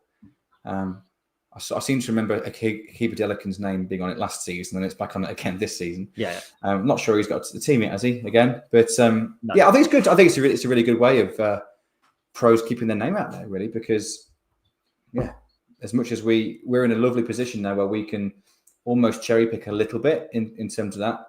We can cherry pick because we've got a transfer budget now to actually go on to players that are already at clubs to go and pick the players that we really, really, really want that have jumped out. But there's a load of clubs that rely solely. I'm not saying we won't go into that market. Of course we can. But there are so many clubs that rely solely on players on frees. And it's a great way of them showcasing their ability, staying fit, etc., and also giving a platform for clubs to go and scout as well in live action. I was hoping that would fill longer than it did, to be honest. Sorry. No, it's all right. I'm hoping that my laptop battery lasts because I'm actually sitting in the bar here. And I've just noticed that my battery is now over halfway, and I don't think the charger that I've got is going to reach without some major reorganization. So it might be after our 5 o'clock announcement, which is fairly common knowledge now on the Twitter. So after the announcement, it may be that I have a couple of minutes off air. Just commenting on ties, by the way, we've got yellow ties all round, so I can see in the green room Charlie's got a yellow tie, Ben's got a yellow tie. I can't see Emily's coloured tie. She's holding it up. It looks brown to me. She's going to draw it. So it looks brown. I didn't even try and look for my yellow tie, but I have got a Lincoln City tie. I've just had a message. Do I need an extension cable? That is from Fee, my wife. What I'm really interested in from her is, does the new TV look good?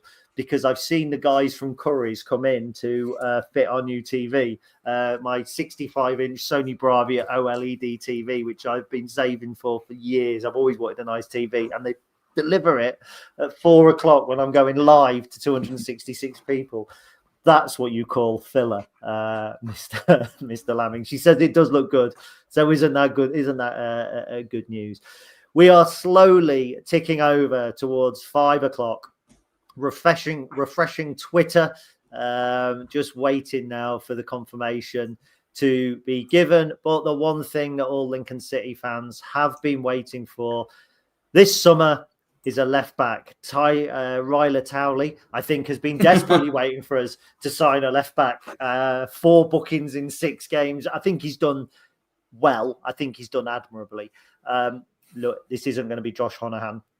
I think we've pursued him quite aggressively from Shamrock. The latest news that I've had is that Josh, he seems to want to move, but we haven't had a bid accepted. And I think the reports coming out of of Ireland were we may revisit that in January. So what we need is a versatile player who can come in and play left back. And as it's now 5 o'clock, we can reveal that is former Sheffield Wednesday player Adam Reach. Now, when I heard about Adam Reach being a player that was going to sign for Lincoln, it literally, I actually got quite excited. Now, I know he's 32.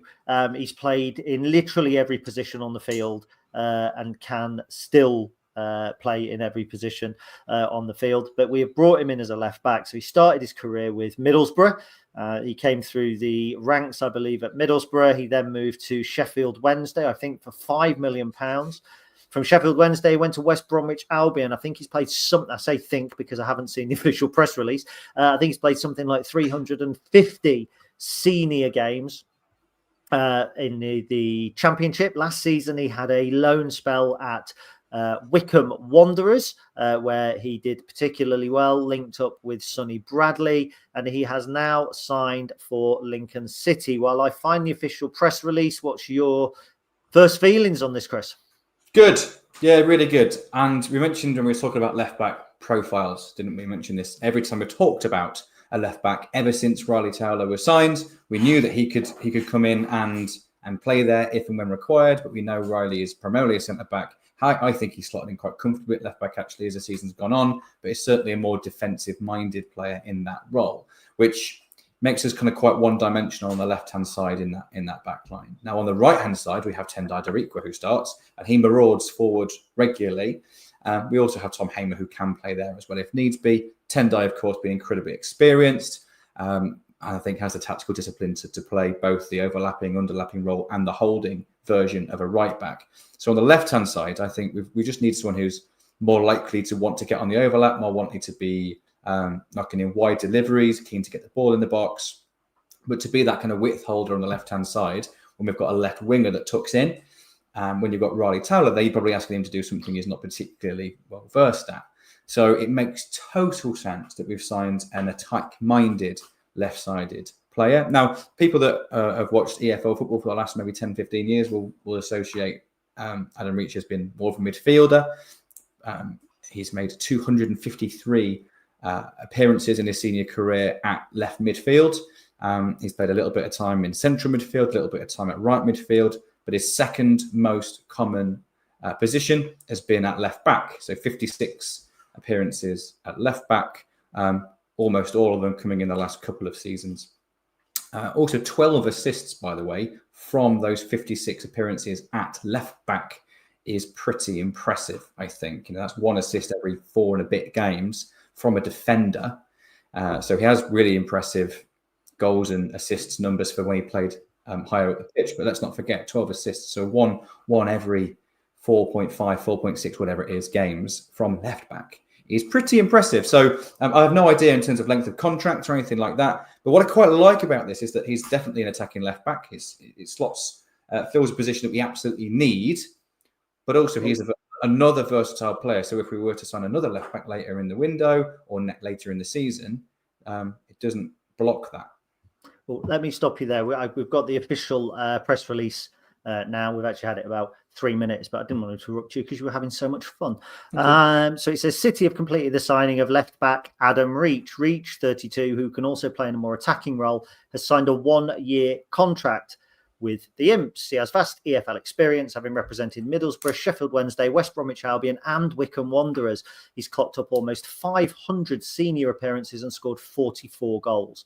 Head coach, by the way, some of those goals are outrageously good. Head coach Michael Scabala said, Adam is a fantastic player with an illustrious career in the Championship and a real hunger for more success, which matches our ambitions.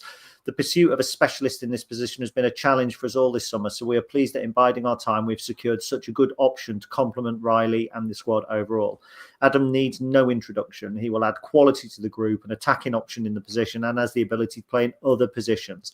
In the circumstances, it is a really smart move by the club. Director of Football Jez George added, in looking at all options to sign a left back this summer, we bought Riley Towler, knowing that he possessed outstanding attributes to play the role as a hybrid left centre back, and so wanted a complementary skill set with our other option for that position. In identifying and securing Adam, we have done that. We also value Adam's versatility in a number of attacking positions as well as his experience, most recently demonstrated by him starting in both League One playoff semi-finals last season. We are delighted to have been able to sign a player of Adam's caliber on transfer deadline day. Now, I'm going to have a couple of comments on this. First of all, on paper, I think this is the sort of signing that all of the teams make on deadline day, and traditionally Lincoln have not. We are great at pulling out names that have people reaching for Google. When I was first told of this move, I didn't need that. Know who Adam Reach is. I've written stories about Adam Reach. I've watched Adam Reach's goals for Sheffield Wednesday. I've covered his move to West Brom. He's a good footballer. And when Wycombe signed him last season, at the same time as Sonny Bradley, you're looking at it going, they're signing players because they want a tilt-up promotion. That's what they wanted. They wanted to bolster their promotion push with players who have experience, but also players who have ability. Now, I always say you can only judge a player a signing on how good he is a year down the line. So we'll judge Adam Reach a year down the line. In terms of our need at left back, yes, it's great that we've signed someone who can play left back, who has played left back. Yes, it's good that we've signed somebody who's experienced. Yes, he will add a balance to the side that perhaps having a left centre half at left back doesn't always give us. We will have the attacking option as well. I dare say that we tie up the Adam Reach deal, still thinking potentially that we could, and I don't think that's the case now, but we could have got Josh Honohan, and that if we had then been able to have got a bid accepted for Josh, Adam Reach is still a player who will be an effective first team player for Lincoln City in a number of other positions, because he can play everywhere. And so, I think he'll be a great option at left back for us. I think it settles people's minds. I wonder also because he's been with the PFA team, which we've picked up on, I wonder if he might have had one eye on, well, can I get back into the Championship over the course of the summer? Whether that's the case or not, I don't know. But a player of his ability would probably have settled into an Oxford or a Portsmouth or something like that, Preston, with relative ease. That's the level that I think he's at, if I'm honest. I think that this has got shades of Neil Erdley 2017-18, but on steroids and a couple of levels a little bit higher. I'm not suggesting Adam Reach is on steroids, by the way, just to clarify. No, please don't say things like that out loud. Yeah, don't click that up, whatever you do. I think it's a good signing, smart signing. And the biggest thing for me is that, he's 32 years old, so he's obviously experienced, but he's not someone that's going to be here for a long time. 1 year deal as well. And it's interesting, it's just 1 year. I thought it might be 1 year plus a year option or something like that. So it's just a year, which is really interesting. But also the fact that he has most recently played at left back in the last kind of season or so, pretty standard at left back, is obviously competent playing elsewhere.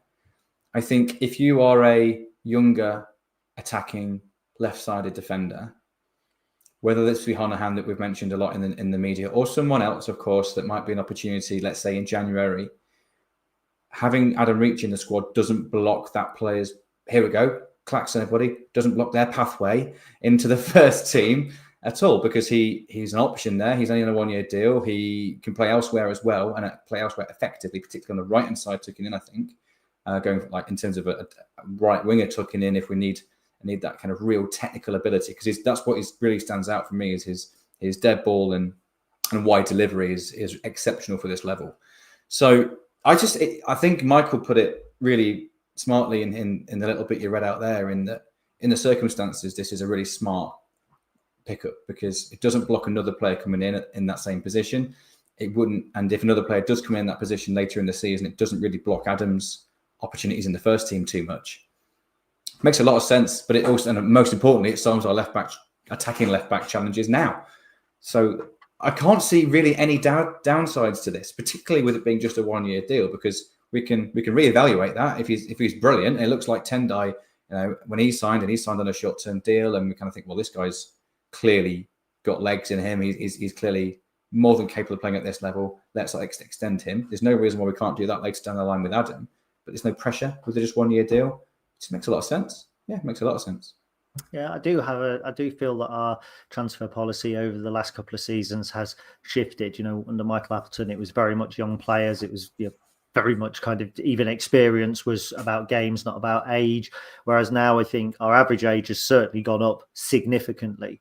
But that will only help the younger players around the group. And whilst the likes of MJ and Zane are not around the group, Bowler, Okoro is still around. You've got Even is a young player. We've got the likes of Freddie Draper. You've got the likes of Riley Towler, even George Wickens. I know we're not keeper. I know that Adam Reach isn't a keeper, but even the likes of George Wickens, I think that gives those younger players something to aspire to. And also the academy players, Chris Keneally, I don't know whether he's watching Mr. Academy, obviously, because Josh is in it. But those young players, those academy players get to train with the first team. They get to be around players. And it feels like there is a raising of the standards. And look, I'm all behind us signing young players, bringing players in, project players, developing players, getting players like Rob Street, who may be worth £1 million to somebody when we've paid 30 grand for them. I'm all for that. But you accentuate that, in my opinion, by having a degree of experience around. And at 32, it's not like we've signed a 36, 37-year-old. Adam Reach has been playing an excellent level of football for many years now, and to be playing in the League One playoff final just at the top end of last season. If he's doing that at the end of this season, then we'll all be applauding it, won't we? So yeah, we certainly will. I think that's a great point, by the way, because quote unquote model often gets branded a lot, and you and I have obviously been advocates of it because it makes total sense to buy low, sell high, develop players. We have to do that, but I think the key is, those players get noticed when they're playing in winning teams.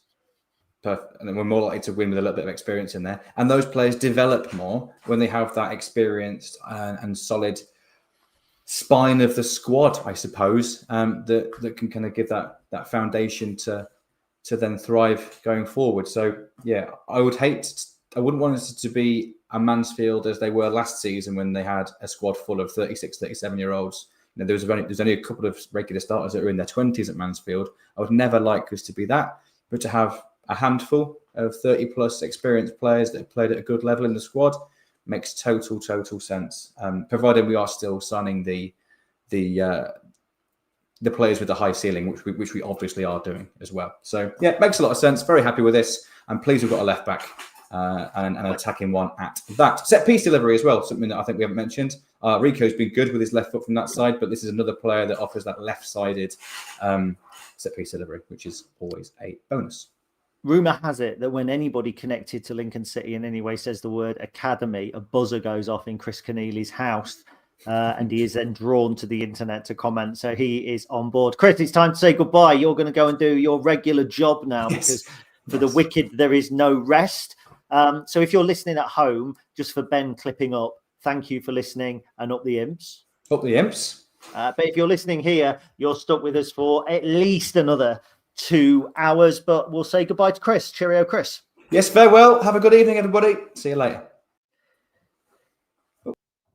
Well, I removed him at the same time as Ben put him in. Right, so that means that we will now go on to section number 2. And if I check my running order, section number 2 said it's Ben, Ward, and Charlie Beeston. So Ben and Charlie, Ben can sort that awful three-way out so that it blocks the Stacey West at the top. That's absolutely shocking. How are you doing, gents? Yeah, I'm all right, mate. I'm trying to get the. Where was the one with? There we go. That's the one. That's the one. Yeah, I'm all right. I'm all right. It's been busy, Gaz. It's been really busy. Whatever. Charlie, how are you? Very well. It's been really busy, Gaz. I'll tell you what, for this section as well, because I'm bored with you two already, shall we also bring Emily in? Oh, she's got to quickly put her drink down. There we go. So we'll say hello to Emily. Ben, sort this. There we go. That's good. Whoa, that'll do. That'll do. Emily, how are you? She's muted. She's quiet. 1 minute. Hey, guys. There we go. She's on again. Technical issues. No, I'm very well. I'm exhausted already. This live stream lark is, it's a lot. And we have been busy. All three of you giving it that. All you've done sat in the green room enjoying the excellent entertainment. I've been cutting and sticking. Thank you very much. I've been writing. That is an excellent tie, by the way. It is an excellent tie. Emily, we'll catch up with you again shortly. So bye for now. And Ben and Charlie, you are going to pick up. I am now going to disappear, and you're going to be talking about moves that have happened in League One so far. So I will hand over to you. Fair enough. Well, there we go. Yeah. So obviously, it's deadline day. There's a lot of moves happening at the moment. I have literally just been putting the finishing touches to a couple of other moves that happened at 5 o'clock onto the ticker there, including this one. Yeah, quite a few moves. Not quite as many as we saw last year, Charlie, and certainly not any with the kind of money that we saw being thrown around last season. No, I think it's a little bit of a different season this year, though, isn't it? Especially in League One. Granted, some of the players that I think we're finding in this division now, there's a lot more of those real household names that are dropping into League One. I say household names, EFL household names, which certainly makes for some rather interesting discussion points. Although, like you say, there's not necessarily massive money being thrown around. Again, some of the players that are coming into the division, whether that be on loans or permanents, have all been subject of big money moves in the past and have high transfer values, if you wanted to say like that. For example, a loan player that I know we're going to touch on in a moment. But yeah, it does feel like it's been a much busier day here than what it probably actually has been across most of the other League One clubs. Yeah, I mean, you look at what we've done so far, and we've obviously had 2 in, 1 out. We don't know if the day's done yet. It's certainly the busiest deadline day that we've had since we've been doing these. It's an interesting one from our perspective. I think the names we've got in seemingly like they're going to do a decent job for us, and obviously the most important part is we have a left back now, which is quite an exciting prospect. But there's a few transfers that have caught the eye for one reason or another. So I think we've gone through them. So I'm going to pick a couple out. I think you picked a couple out as well. I'm going to throw them at you, and we'll get a little bit of an analysis on them. So the first one that caught my eye was Amari Kellyman going from Chelsea to Cardiff City on loan. Now, Amari Kellyman he's a 19-year-old, and he joined Chelsea for £19 million. So, a player of that caliber dropping into League One, even though it is with a big side like Cardiff, this certainly seems like probably the one that's going to turn some heads the most on deadline day, isn't it, Charlie? It is. That'll probably be the one that steals a lot of the League One transfer headlines at 7 o'clock.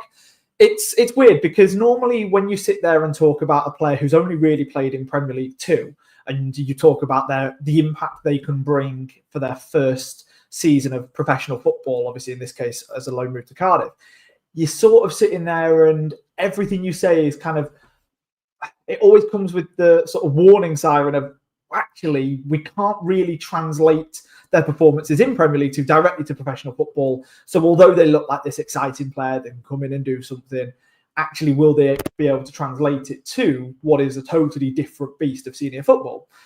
However, when one of those young players has been signed for £19 million in the past, it kind of reverts that, because you sort of think, well, if there's that much money being put on them, there's clearly one hell of a player there. Now, the only other thing with that, though, is that transfer fee itself is probably a little bit exaggerated, because it did come, I believe it came last summer, didn't it? And that was at the time when a lot of the Premier League clubs were having a little bit of fun with their PSR valuations, and were making sure that they were making sure that they were within all of their FFP limits. So yes, he is clearly a very expensive player who has dropped into League One on loan to try and get some of that first team experience. But realistically, £90 million is probably a lot more than what he's actually valuated at. Yeah, I mean, I think the other thing as well to remember is doing a little bit of reading up on him. I think he had some corrective surgery earlier on this year. He was having persistent hamstring issues, so getting that corrected, and I think going back into League One probably one of those where it makes sense to give his career a little bit of a kickstart. So yeah, that's certainly one to keep an eye on that front. Like you say, just the big flashy £19 million number will always be attached to him for better or for worse. Not particularly a League One signing, but one that I thought was probably worth highlighting because of his one game wonder situation. I think as a Lincoln City player, Joe Bursick has signed for Portsmouth, so that's it's probably nice to see him. Nice to see him back in the division. Well, nice to see him back in English football, I should say, rather. It is, yeah. To be fair, he was a goalkeeper with obviously so much potential and very much lived up to a lot of that at times as well. Obviously, like you say, that one game stint that he had with us, he was absolutely outstanding. And he was one of the key reasons, realistically, why we got to Wembley, helping us secure that 2-0 home victory against Sunderland in the playoffs. And obviously, since being at Club Brugge, I know he went on loan to Hibernian as well. But yeah, to see him back in the English Football League with Portsmouth, hopefully he can kind of use that to try and kick back on, potentially find himself even higher in the Championship over the next couple of years as well. Yeah, definitely. And of course, it was always fun to watch the piss of Sunderland fans get boiled. So that was quite fun. Right, next name that we've sort of picked out, Alex Hartridge to Burton. That was one that I think you picked out there. Linked with us last season, I think maybe. Yeah, why did this one catch your eye, Charlie? Yeah, it was exactly that, really. He was a player that, from what I can gather, we were after towards the start of last summer's transfer window. He has since moved on to Burton Albion, like you say, this window. A really solid option for this level. He went back on loan to Exeter last season after he had the transfer to Wickham. It was a free transfer last year, and I think they were paying a pretty penny on the wages as well. And now Burton have paid a fee for him. So I think he's the sort of player that improves their squad overall, and who knows where they can be towards the end of the season. Obviously, they'll be praying that they can find themselves in a pretty solid mid-table position. Yeah, absolutely. I've just clicked off the list that we're going to talk about. So if you, there we go, got that back now. Right. So another one for Cardiff that you've picked up on here, Gabriel Osho to Cardiff. You said that's a good one. What's happened with that one? Is that one from today? Yes, I believe it was from today. Anyway, it popped up on my feed as it happening today. Okay. Yeah, he has moved on to Cardiff. He was actually over in France at Auxerre. I know I'm pronouncing it wrong. Yeah. But yeah, we'll go with that anyway. After obviously his time at Luton Town, he was a key part of their side who got promoted up to the Premier League, and he made 21 appearances in the Premier League as well. Cardiff started the summer with basically making no signings up until the start of the season, and then have since gone ahead and obviously picked up a couple of really key players. And I think Osho is one of those that, for a League One level, is a real coup. I think he, again, really improves their squad and can help them push up into, well, realistically, at the bare minimum, the playoffs. I'm sure that's where Cardiff will be hoping for come the end of the year. Like I say, his experience in English football, primarily the Championship, of course, but also, like I say, those 20 games in the Premier League, that's something that Cardiff are definitely going to want to count on. He had a decent enough season over in Ligue 1 last year as well. He made 20 appearances over there. So again, he's not the sort of player that's not been playing or anything like that, and had a poor stint over there and has then had to come back and drop down. It's the total opposite of that. It's Cardiff really showing some of their reach now. Well, we've shown our own reach today, which is a very, very different situation. That sounds like a bit of an innuendo, that, doesn't it? Well, yeah, but we've got to do something. And then I think if I can just look through, I think the last one that we've got to talk about is one that I picked up on. It was a name that kind of stood out. Don Ballard going to Leyton Orient on a permanent deal. Yeah, this one seemed a little bit out there for me. A forward who maybe hadn't scored quite as many goals as you'd expect a forward to be getting, but obviously went to Blackpool on loan, 1 goal in 18 appearances there. Went to Cambridge on loan, 2 goals in 17 appearances. Maybe a bit of a surprise that the Orient are taking a swing on him, but given the fact that he's coming from Southampton, he's obviously got a bit of pedigree, Charlie. Yeah, absolutely. Look, he is a player that has always had a little bit of promise, and has obviously had his opportunities in EFL and primarily in League One. But like I say, in terms of in front of goal, never really lived up to it as much as you'd maybe hope. Whereas in Premier League 2, again, he was bagging goals left, right and centre. And I guess they're kind of hoping, Leyton Orient, that they can bring that out of him again, now that he's had that experience in men's football. Bearing in mind, Rob Street, one of the biggest criticisms when we signed him last year was that he didn't really know where the back of the net was as much. And kind of his key problem area that we obviously wanted to make sure to work on. And now look at where he's going, and obviously the fact that we're rejecting upwards of £1 million bids for him, supposedly. So overall, I think that's a solid enough move for Leyton Orient. But like I say, they're going to want to obviously hope that they can bring the best out of him over the course of the next couple of seasons. Definitely so. I mean, are there any other moves that are catching your eye at the minute in either League One or the EFL in general? I mean, like I say, the level of money that's being thrown around certainly doesn't seem to be huge this year. You don't have the headline grabbing transfers of Birmingham and Wrexham, but is there anything else that's caught your eye? Maybe.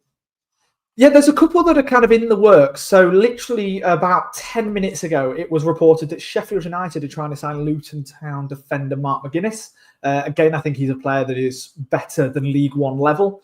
So I wouldn't be too surprised to see that happen. But again, that's a very late window move if that does, because at the moment there hasn't even been a bid put in from what the reports have been suggesting.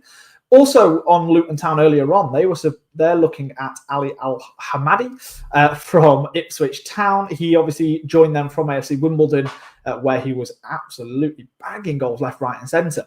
And he is supposedly subject to a bid of a loan move to Luton with an obligation to buy of £3 million. And the fact that Luton Town are doing that shows that they're not really willing to spend big using their parachute payments, obviously, today, but instead they'd maybe prefer to save a little bit of that for sort of cash flow purposes and actually have the full deal, the full permanent deal going through at a later point. So, I'm going to have to stop you, Charlie.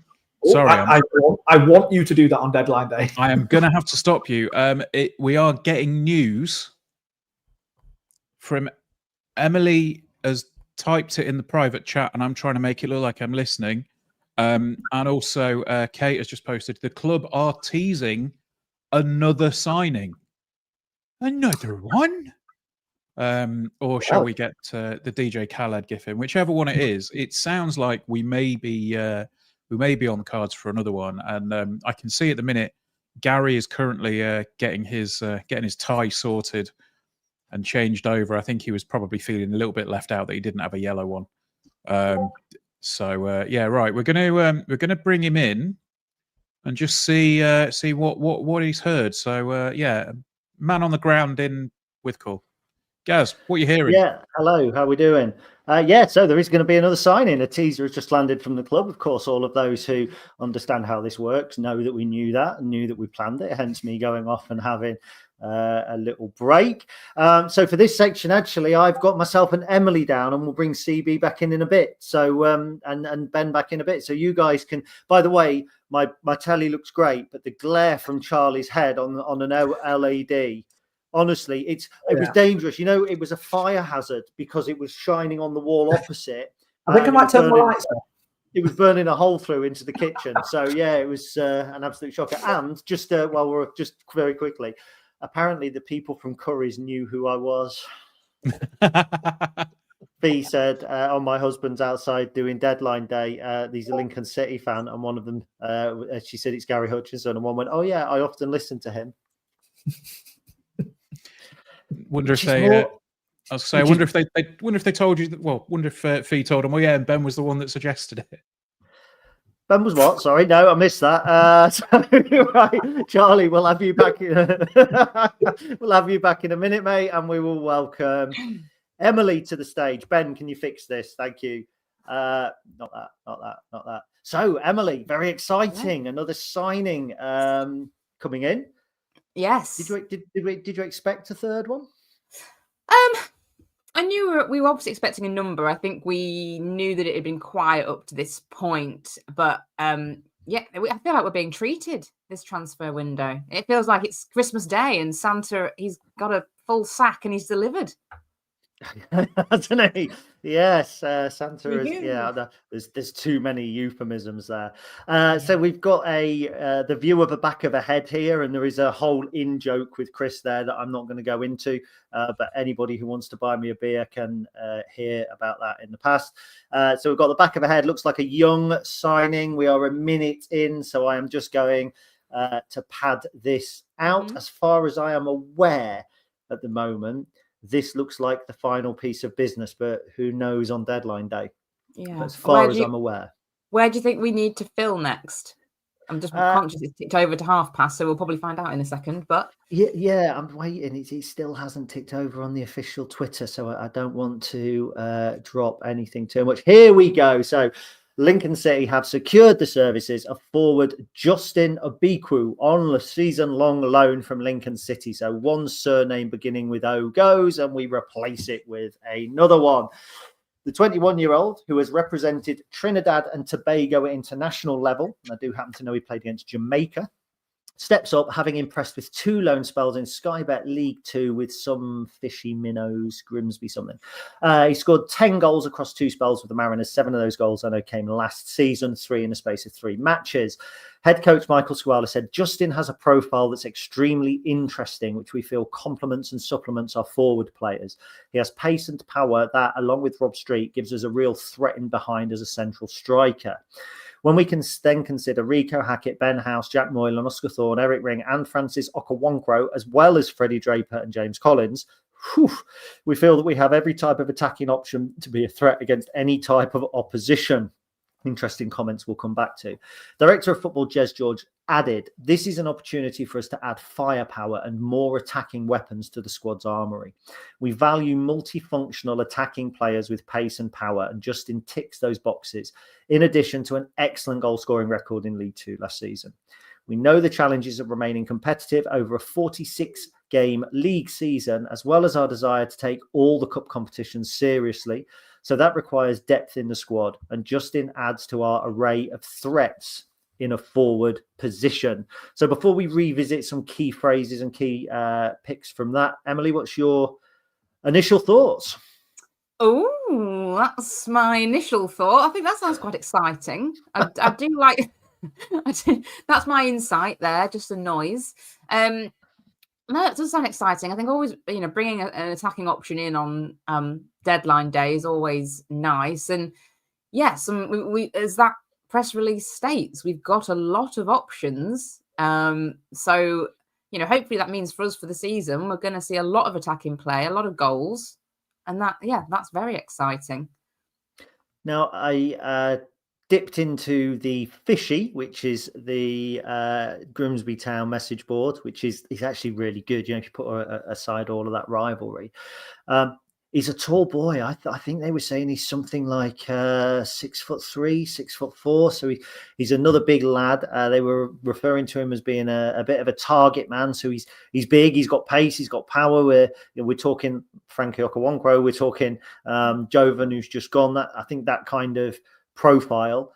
He's obviously got an eye for goals, 7 goals in League Two last season. He did have an injury hit time. He was in and out of the Grimsby side. There was a car accident in February that ruled him out, and he did miss a little bit of time. But it does feel that rather than us signing players to go, right, you're now our first team striker, we feel like we've got our first team, but we've just added so much garnishing. Lincoln City's almost become like a footballer tapas, hasn't it? Yeah, it has, and he's the patatas bravas to just go in at the end and spice things up, hopefully. His record last season looks really good. Yeah, got a good number of goals. No, something else. Ben messed up. Carry on. Ben messed up. That's a little sneak preview of what's coming later. But no, he's got a new good number presenter. of goals. That's what's coming later. Sorry, carry on. He's got a good number of goals, as you've said.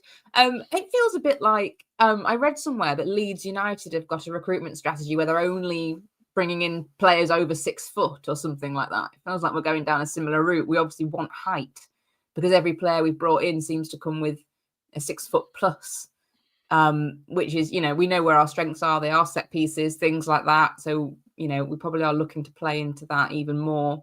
But no, I think his record last season looks good. There was an article from the local Coventry newspaper, Frank Lampard, saying that he thinks he's an exciting prospect. I think it sounds like a really good signing for us. And definitely, we've talked about football being a squad game these days, not just the 11 who start. And I think we can really see that building with the team that we've got. Early points in the season, we're going, that our bench looks weak. We've not got the players to bring on. We've not got the depth. And looks like they have hopefully solved that issue by bringing in these kinds of players. Yeah, I mean, that's 3 on-air transfer incomings and 1 outgoing. This has been a deadline day to rival no other, but lots of the comments that we're getting are along the lines of, somebody's turned it off again. Street going possibly from Robert Biggles Gibson. I'll let Ben do the next one. Frank Best says Obikwu feels like we're preparing ourselves for another street bid. My understanding is that is not the case. As things stand at the moment, I don't have any prior indication of any player exiting the football club now, unless there is a huge bid in the next 1 hour and 25 minutes. Remember the window. I'm not going to say slam shuts because sometimes it's nice just to gently close it so it doesn't make a noise and annoy the neighbours.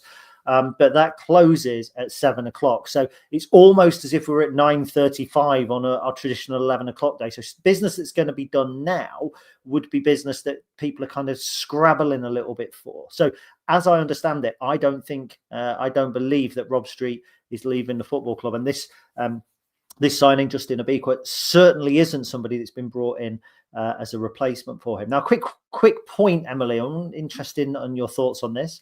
Ivan Varfolomiev, Ukraine international, Rico Hackett, St. Lucia, and now Justin Obikwu. I hope I'm pronouncing that right. Obikwu, Trinidad and Tobago, potentially a leg-saving Saturday off a little later in the season, should they all be called up and play enough games for us.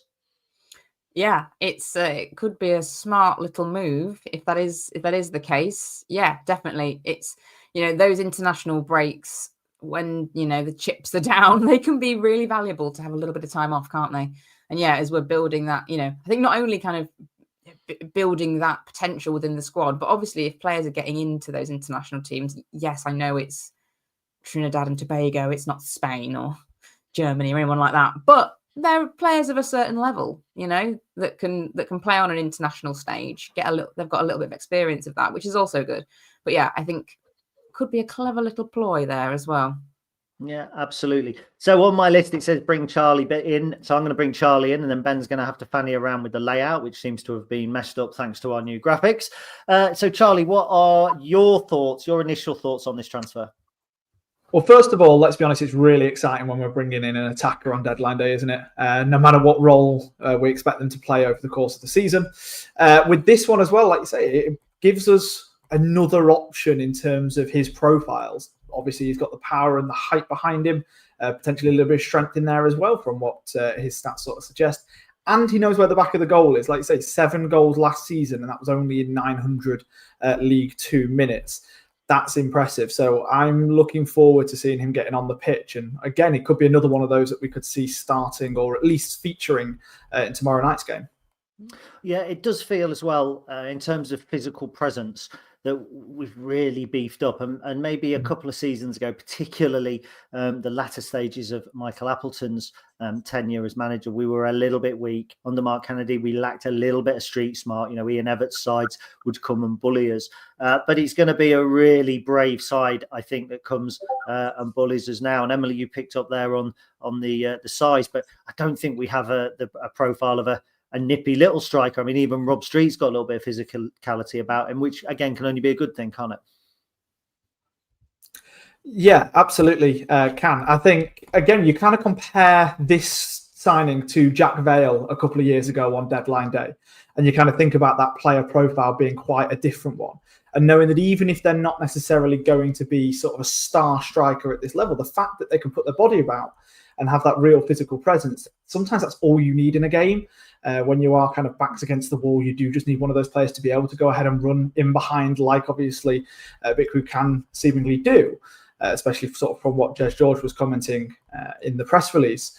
Then yeah, I think he's a real strong signing in terms of what he does give us, especially with Jovan no longer being here. Can I just come in on that as well? Sorry, just going to say that we used to bring Freddie Draper off the bench to just be a bit of a disruptor and put his body about a bit and slow the game down and all that kind of stuff. Now he's kind of slotted into a new role in the side. Yeah, maybe Obikwu, hopefully I've pronounced it correctly as well. He can provide that option, when you need to bring somebody on, as Charlie says, who can just have a bit of a physical presence to cause a bit of aggro. Maybe he's stepping in where Freddie Draper's kind of left off. Yeah, I think so. I also think it's just the options, isn't it now? I mean, for instance, going into a game like tomorrow night, you almost certainly knew who was going to play in previous years. Jack Vale would start the EFL Trophy games, or Freddie would start the EFL Trophy games. But now, will it be Frankie Okoro? Will it be Justin Obikwu? Will it be Ben House? Will it be Rob Street? Will James Collins get a run out? Will Freddie Draper get a run out? Will Rico play? I mean, Jack Moylan won't, but Oscar Thorne might. And people have been saying all transfer window, we're lacking depth, and there was a little bit of a concern. And now, okay, 2 are on loan, but it's almost like deadline day has at least added to the depth, but without us making long-term commitments on players. So whilst we've made 3 signings on deadline day, they all feel like they are measured to affect the squad depth right now, rather than the long-term. The long-term signings, the Oscar Thorns, the Ivan Bartholomews and the Riley Towlers, have all come in a long while ago, or a comfortable distance ago, for them not to be panic buys. Charlie? Yeah, having that kind of deadline day options to only be focusing on squad depth is quite a nice, well, I say nice change. To be fair, we very much had it last year, even though the only player that we brought in last deadline day was Saxon Early, wasn't it, back this time last year? But no, being able to only focus on squad depth today, and of course a left back that we knew we definitely needed, is a real nice position to be in, because we had the squad more or less sorted by the start of the season. Again, obviously with that difference of the left back, but Riley Towler has stepped in there really strongly, especially over the last couple of games in particular. I think the bigger signings coming in earlier is just always better for us, and gives them more of a pre-season, and gives Michael Skripala more of a look at them, because you don't really want, as much as we are obviously going to get it with a couple of these signings today, you don't really want their first game and the first time we're really seeing them, or even the coaching staff are really seeing them on the grass at Lincoln City, to be in an actual match setting, which obviously it will be for the EFL Trophy game, even though obviously that is a little bit of an easier looking than a league match. Emily, your tie getting an awful lot of love. I'm pleased with that, because it took me a long time to cut it out and colour it in. And well, this is yellow, by the way. You might not see it as yellow, but it is yellow. And I actually lost it a year ago. I wore it after the one last year, and then I couldn't find it in the winter window. And Fee's just gone straight to it and gone. It's been hanging up there all the time.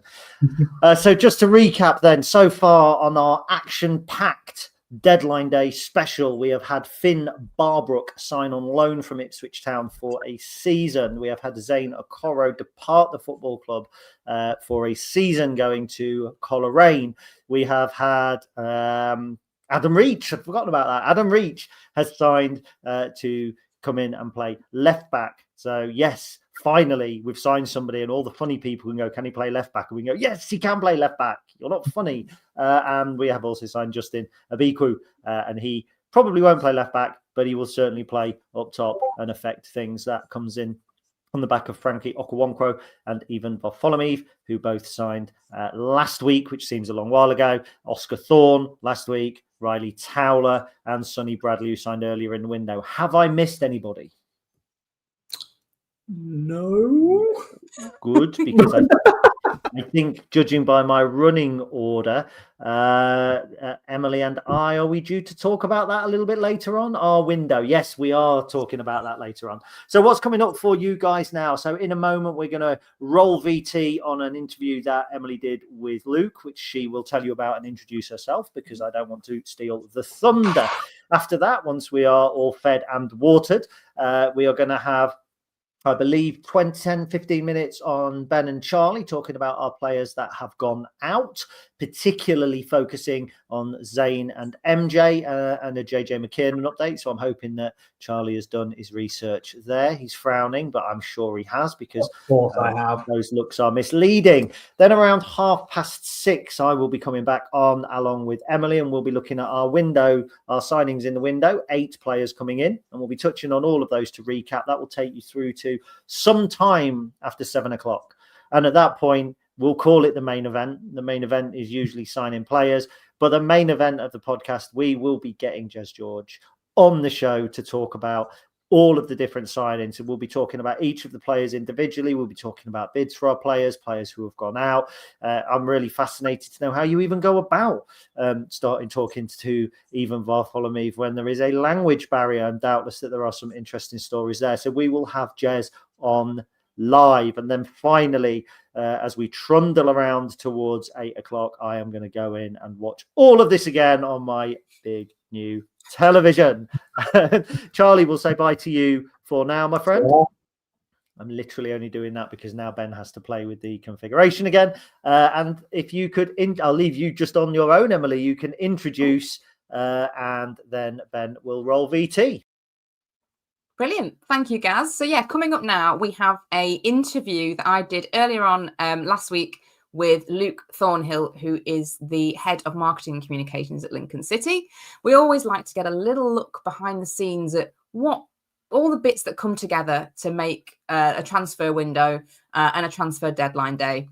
So as Gaz mentioned at the start, we've had a look at how it works for players, how it works when somebody has a medical, and tonight we're going to have a little look at what happens in the marketing and communications team when they announce a new signing. So over to you, Ben. Roll VT. Hello and welcome everybody to our special transfer deadline day interview. We're going behind the scenes to find out a little bit more about what happens when a club announces a new signing. So I am joined by Lincoln City's head of Marcoms, Luke Thornhill. Hi, Luke. How's it going? Hello. Yeah, great to be here. Thank you for having me. No, it's our pleasure. And thank you so much for joining us on what is, I'm sure, a very, very busy time for you at the moment, particularly with the cup draw that's just come out. And obviously we're building up to deadline day. And as this will go out on deadline day evening, I'm sure you're very busy. Yeah, we don't have too many quiet periods. That's even in the summer, it's never that quiet for our team. But yes, certainly with that fantastic cup draw, there's been a lot of planning going, normal match day build up for us. And yeah, lots going on, which is great.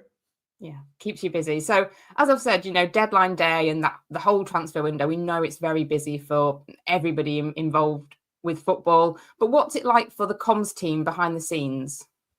So I'll split this into two bits, if that's okay. So the transfer window itself, a lot of that is contingency planning, making sure we're ready if we get a phone call or text from Jez saying we've got a sign-in, come on down. I know the diaries of Chris and Andrew Vaughan, our photographers, inside out. Throughout January or the end of the window, and we're always prepared. I have shirts in my car boot ready to go, so we don't need to go down to stage and get those kind of stuff. And it's always just about having contingency, because we do sometimes get called at short notice.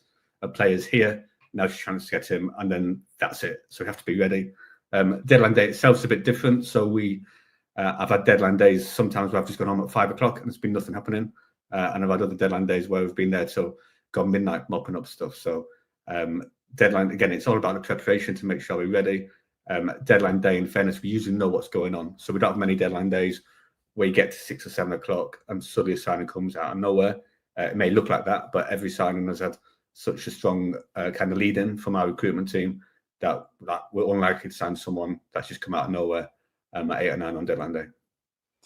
And when the club signs a new player, obviously you've touched on a little bit of the preparation there, having shirts ready in your car and things like that. But, we see all the kind of the videos that go out on social media and the kind of teaser posts. What goes into planning an announcement like that from a comms perspective?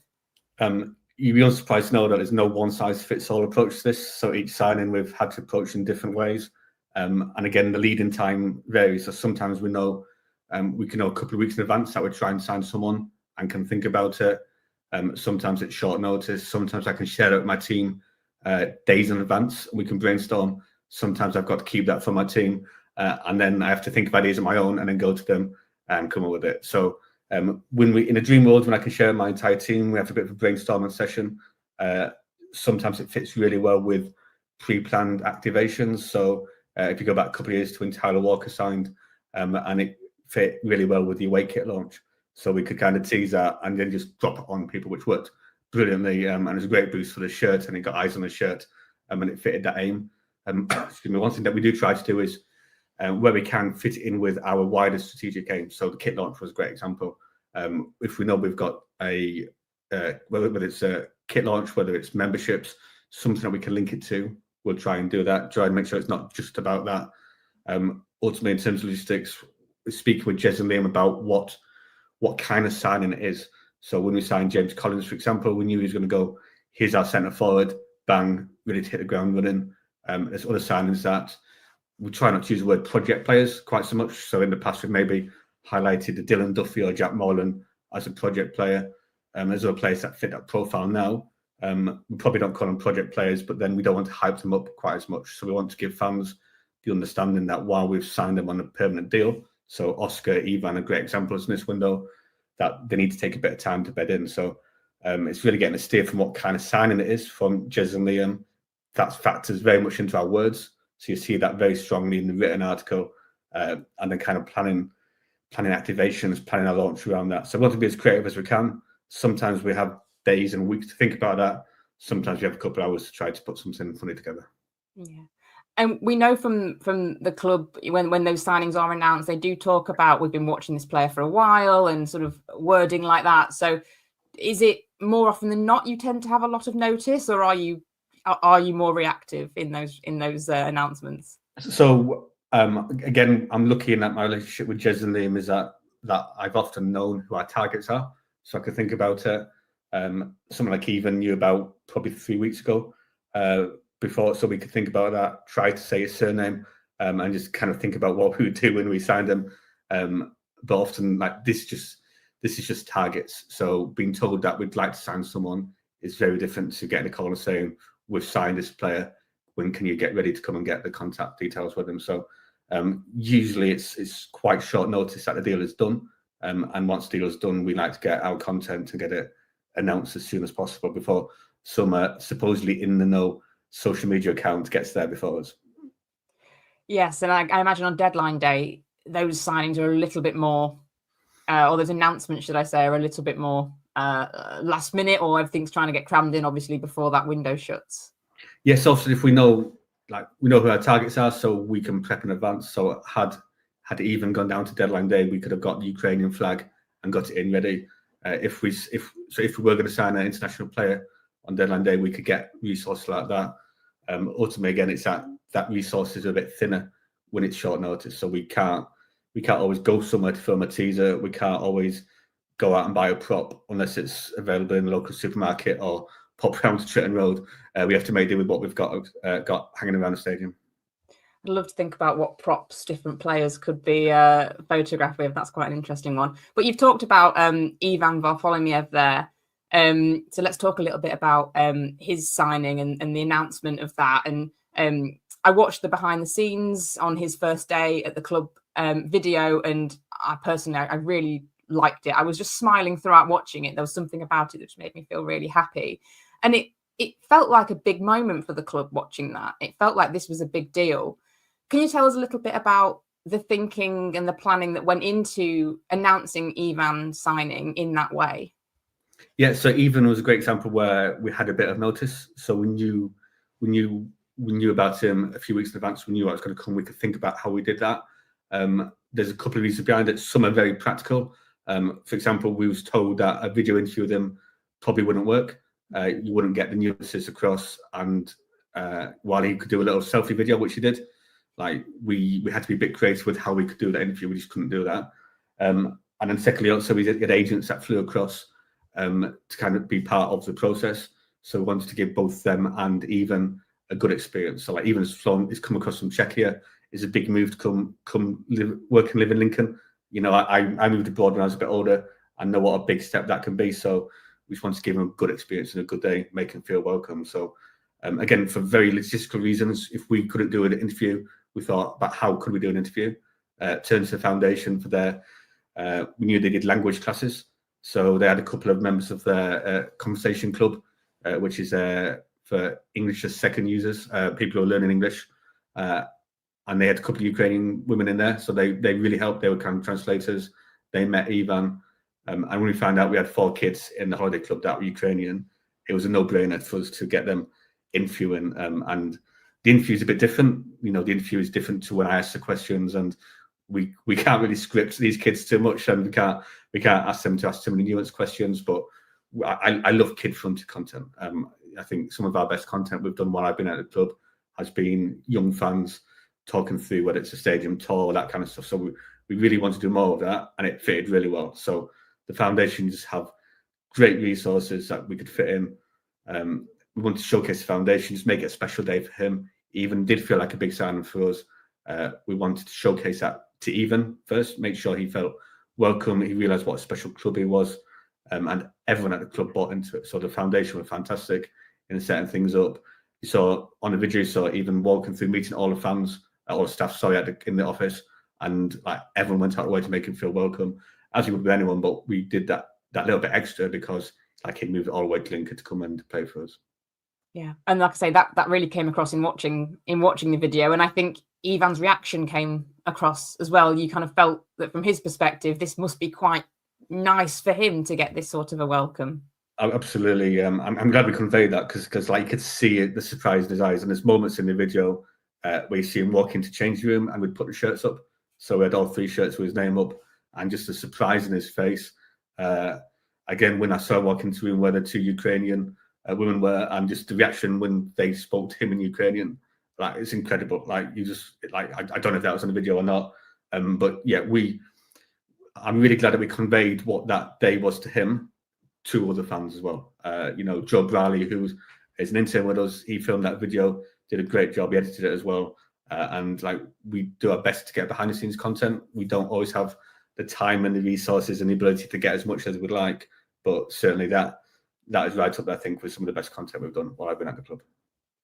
And with signing overseas players, as you've hinted at it there's a lot more paperwork that needs to be done. There's lots of I's that need to be dotted and T's that need to be crossed before those announcements can be made. I know Lincoln City fans a lot of us were chomping at the bit for a signing. So I have to ask really about the video that was circulating on social media, which I think was filmed from the top of the fire station of Ivan walking around the stadium in the Ukrainian flag. It wasn't very subtle, but I think before you could announce it, it did give people a hint that something was happening. So I got to ask, was that planned? I wish it was. I wish I could take credit for that. Certainly, that wasn't. That was some of our friendly local firefighters who were obviously on a little break and saw that. We don't tend to think, in fairness, if we're in the stadium bowl itself, we tend to think we're pretty safe from being spotted. So that surprises a little bit. To be honest, that wasn't planned, but that'd be a great teaser idea, wouldn't it? I think in future, next time we have a signing, to get either a drone up there or to get a member of our team up there to film it. I think they've inadvertently given us a great teaser idea for a future signing. Yeah, get some of those really obvious props or something relating to whoever it is that's coming in, so it's very obvious who they are. That'd be great. Moving away from transfers then, and those kind of new signing announcements, the club itself, we know it's got a really good reputation for being very open and very engaging with its supporters. How do you make sure as a communications team that ethos carries through everything that you put out to fans? So I think really it's cultural as a club. So in the hiring process, whether it was me coming in, other people in my team, other roles within the club, that's definitely something we look out for. So we definitely look out for people who think about fan engagement, is kind of the industry term, but people who would put fans first. I've got a bit of a background in support of trust movement, so I like to think I can put myself in the views of fans, and obviously I'm a lifelong football fan. We try to put fans first in every decision. That might always be that visible, but even when it comes down to how quickly we can get information out about ticket news, when match is going to be rearranged or arranged or postponed, anything like that, we always argue to get it as soon as we can. We would like to, it's cultural, so we have our photographers to look out for families, look out for kids on match days. Our guys are kind of well trained to look out for those kind of pictures. So on our match day guide, for instance, you'll see the pictures. It's always young families on match days. The pictures that go out on social media are largely family based. So we try to avoid. We still include them at times, but we try to avoid maybe fans with pints, those kind of things, which is fine. Like we welcome fans, want fans to come and go to Tipsy Imp or our bars and enjoy the day. But we try to put that kind of family emphasis and grow in the fan base. Part of that is with our family excellence hat on, but really it's just kind of ingrained in every planning meeting and everything that we do that fans are such an important part of the football club. And I think that goes without saying to everyone in my team at least. And I think that shows that we've got our recruitment right when we add into our team. And I think just to go on from that, it's maybe not considered that the photography and the imagery that's put out by the club is part of the brand Lincoln City, but yeah, it absolutely is, isn't it? It's really kind of got to encapsulate what the club stands for. And I guess in the comms team, you're the front line of that because you're the visuals, you're the things that everything sees apart from the football on the pitch. Yeah, so we decide in many ways what the club's image is. So certainly for other fans from other clubs, we're their view into Lincoln City Football Club. So they might come here once a season. They might have us go to their ground once a season. apart from that, the only interaction with us is usually on social media. And certain clubs, a club like Port Vale, for instance, come up, their use of social media is a bit more out there than us, but that creates a brand identity. And Dan Tarry does a great job, but we then know what they're like, and that becomes their tone of voice. That's what they do. So we have our brand guidelines, we have our tone guidelines, and certainly we brief that strong, family-focused kind of ideal. Certainly when it comes to kids and matchday pictures, even with fan celebration pictures or player celebrations, we tried to use players celebrating with fans as opposed to players celebrating on loan in the middle of the pitch. So when the players score and run towards the 617, the pictures that we like the best are the pictures taken from kind of the green link stand side that then show the fans behind them, rather than somewhere the players running towards them with emptiness behind them and the fans behind the camera. So we do think a lot about that. A lot of that becomes quite instinctive after not very long, to be fairness with my guys, that they know what to look for. But we do quite passionately look to have fans closely involved in all of our pictures. And with, the nature of football is it's all depending on what happens on the pitch, whether it's a win or a loss, or there's, maybe there's changing in managers or a bad run of form. How easy is it to develop a communication strategy when there's so many variables in football, or do you have to react a lot, or are you able to create a long-term plan?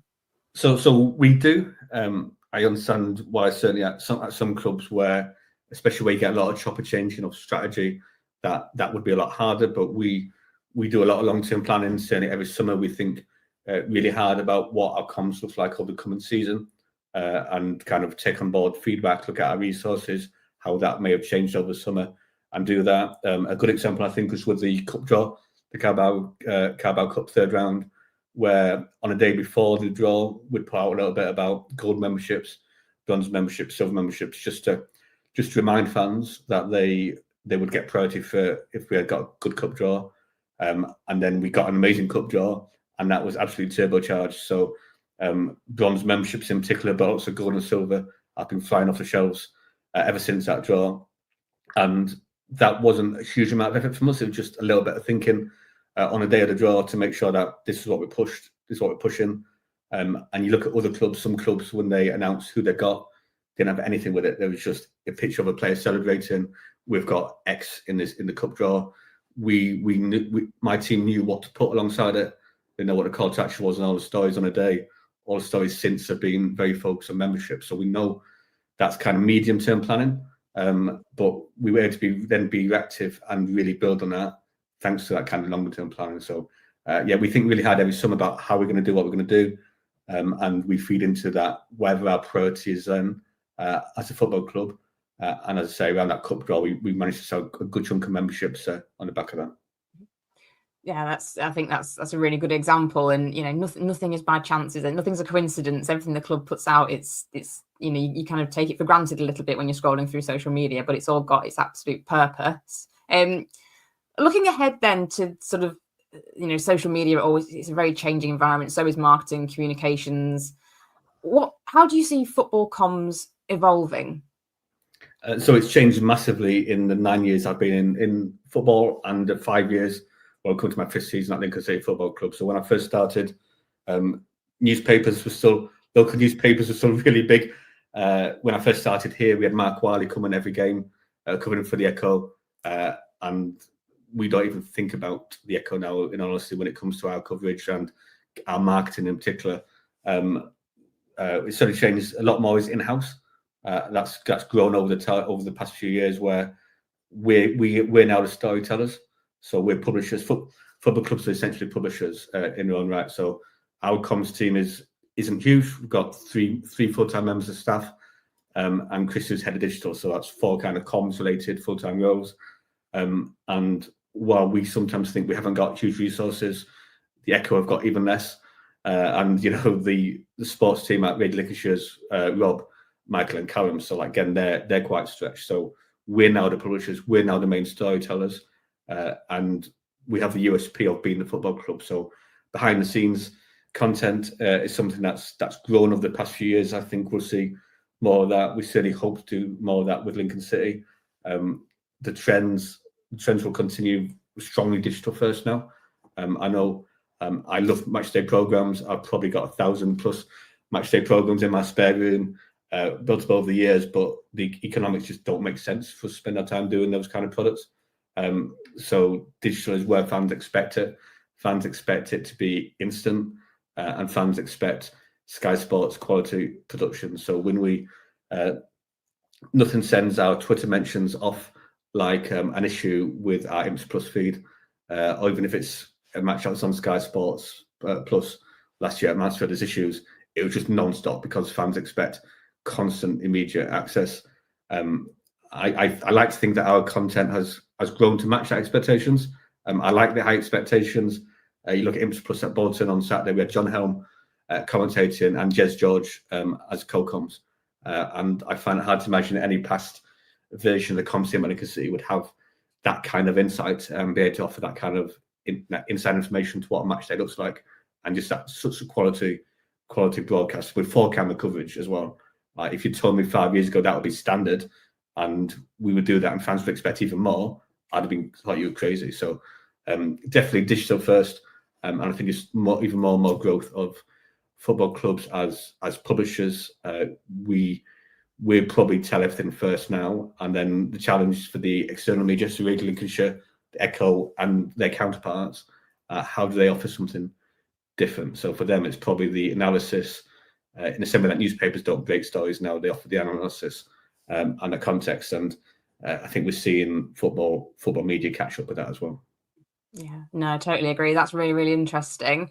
And to kind of round off this interview, then, there's a real great insight into what goes on behind the scenes. Like I say, I think as fans, we probably take it for granted when we're scrolling through social media. But like I say, everything's got its place and everything's done on purpose. But to cap all this off, I've got a few quick fire questions for you that I'm going to throw at you and see what your instant reactions to these are. So the first question is, what's the most stressful announcement that you've had to put out? I don't think anything's been overly stressful. The stressful ones have been when it's tight. So when we've had got access to players late and then had to get it out quickly. Tyler Walker was a little bit stressful because of that, because we wanted to fit into a pre-planned marketing launch. So that was quite tight. We were filming that probably a couple of hours before the launch itself. So like Tyler was great, but again, it's just that tight. When it's a tight time frame, that's when I get a little bit nervous. Bill, that's interesting. And then similar to that, which announcement has been the hardest to keep a secret? So even this week, or even was a great example where we got undone by that. The ones that do frustrate is when agents put it out there. So I know fans look at Pete Rourke and Alan Nixon and think they've got great insight. I can tell you that in 9 years working in football, they've never once come to me asking to stand up a story. So they're very much fed by agents, and they're probably 50-50 with their hit rate. The ones that frustrate me are when that gets out there, and we were trying to keep it quiet, and an agent just puts it out there to try to get someone to gazump us. Those are the ones that really frustrate. Who in the squad is the best on camera? To be honest, they're all really good. I mean, there's a few that still go into it, but I think personality-wise, so again, I don't know if you saw our content from Portugal over summer, like the diary rooms. I always really enjoyed Ben House.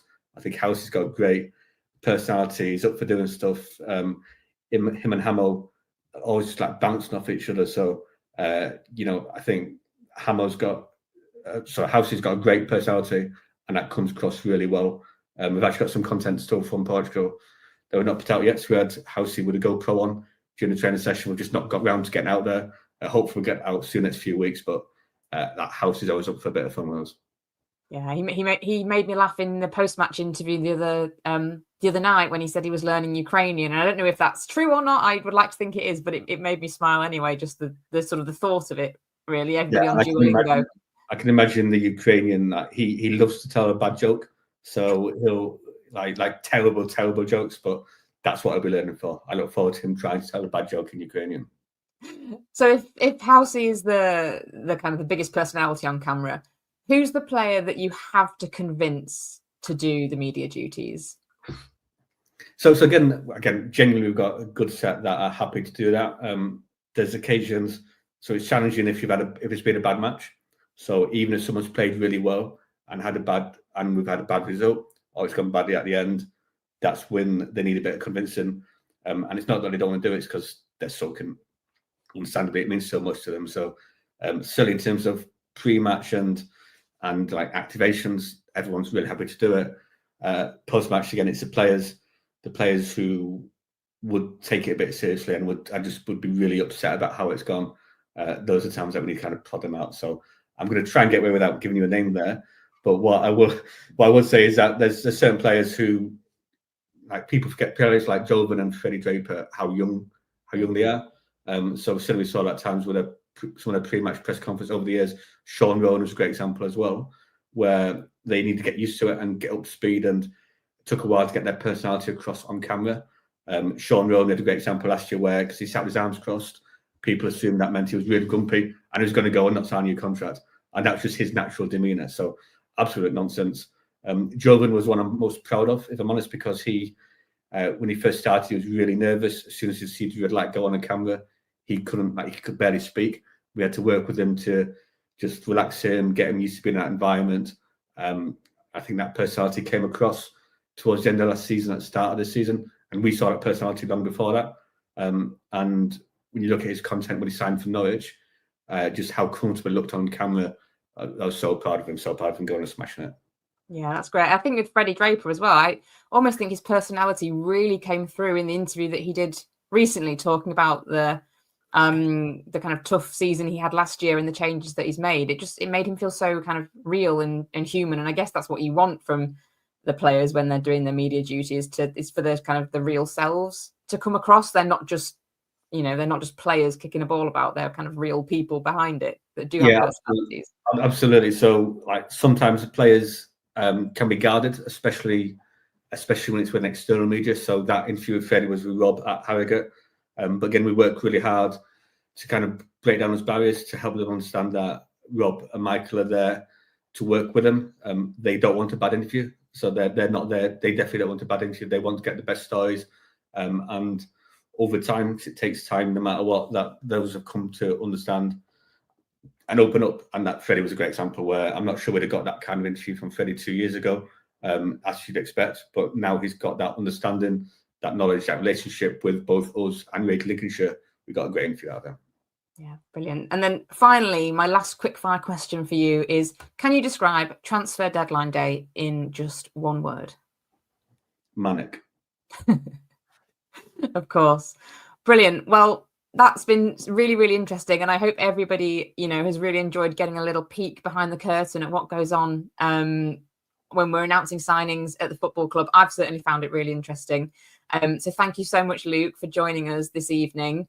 I'm like I said at the beginning, I know that you're very, very busy at the moment, so we're very grateful for your time. You're welcome, and hopefully, as people are watching this, I'm busy with the new signing. Yes, let's hope so. Let's hope so as well. Brilliant. Thank you so much, Luke. And there we go. So that was a good interview from Emily there with Luke from the comms team. Do you learn anything, Charlie? Absolutely plenty. Yeah, I mean, first of all, he did say at the end that let's hope that he's working on a new signing. Does that mean we're getting one at 7? Probably it not. would have been a bit better timed if we played it earlier, wouldn't it? But no, that was a really, really interesting insight. I think we all think we know what goes on in every department of the football club, especially on things like deadline day, because it gets talked about so much, but you never really hear it from the voices that are actually doing whatever needs to be done. So, for example, there with the media team, we've had it before where we had Kieran on talking about medicals. We get some really, really good insight from the football club. And again, how many people from the football club, from most football clubs in the EFL, would be willing to come on and do stuff like this?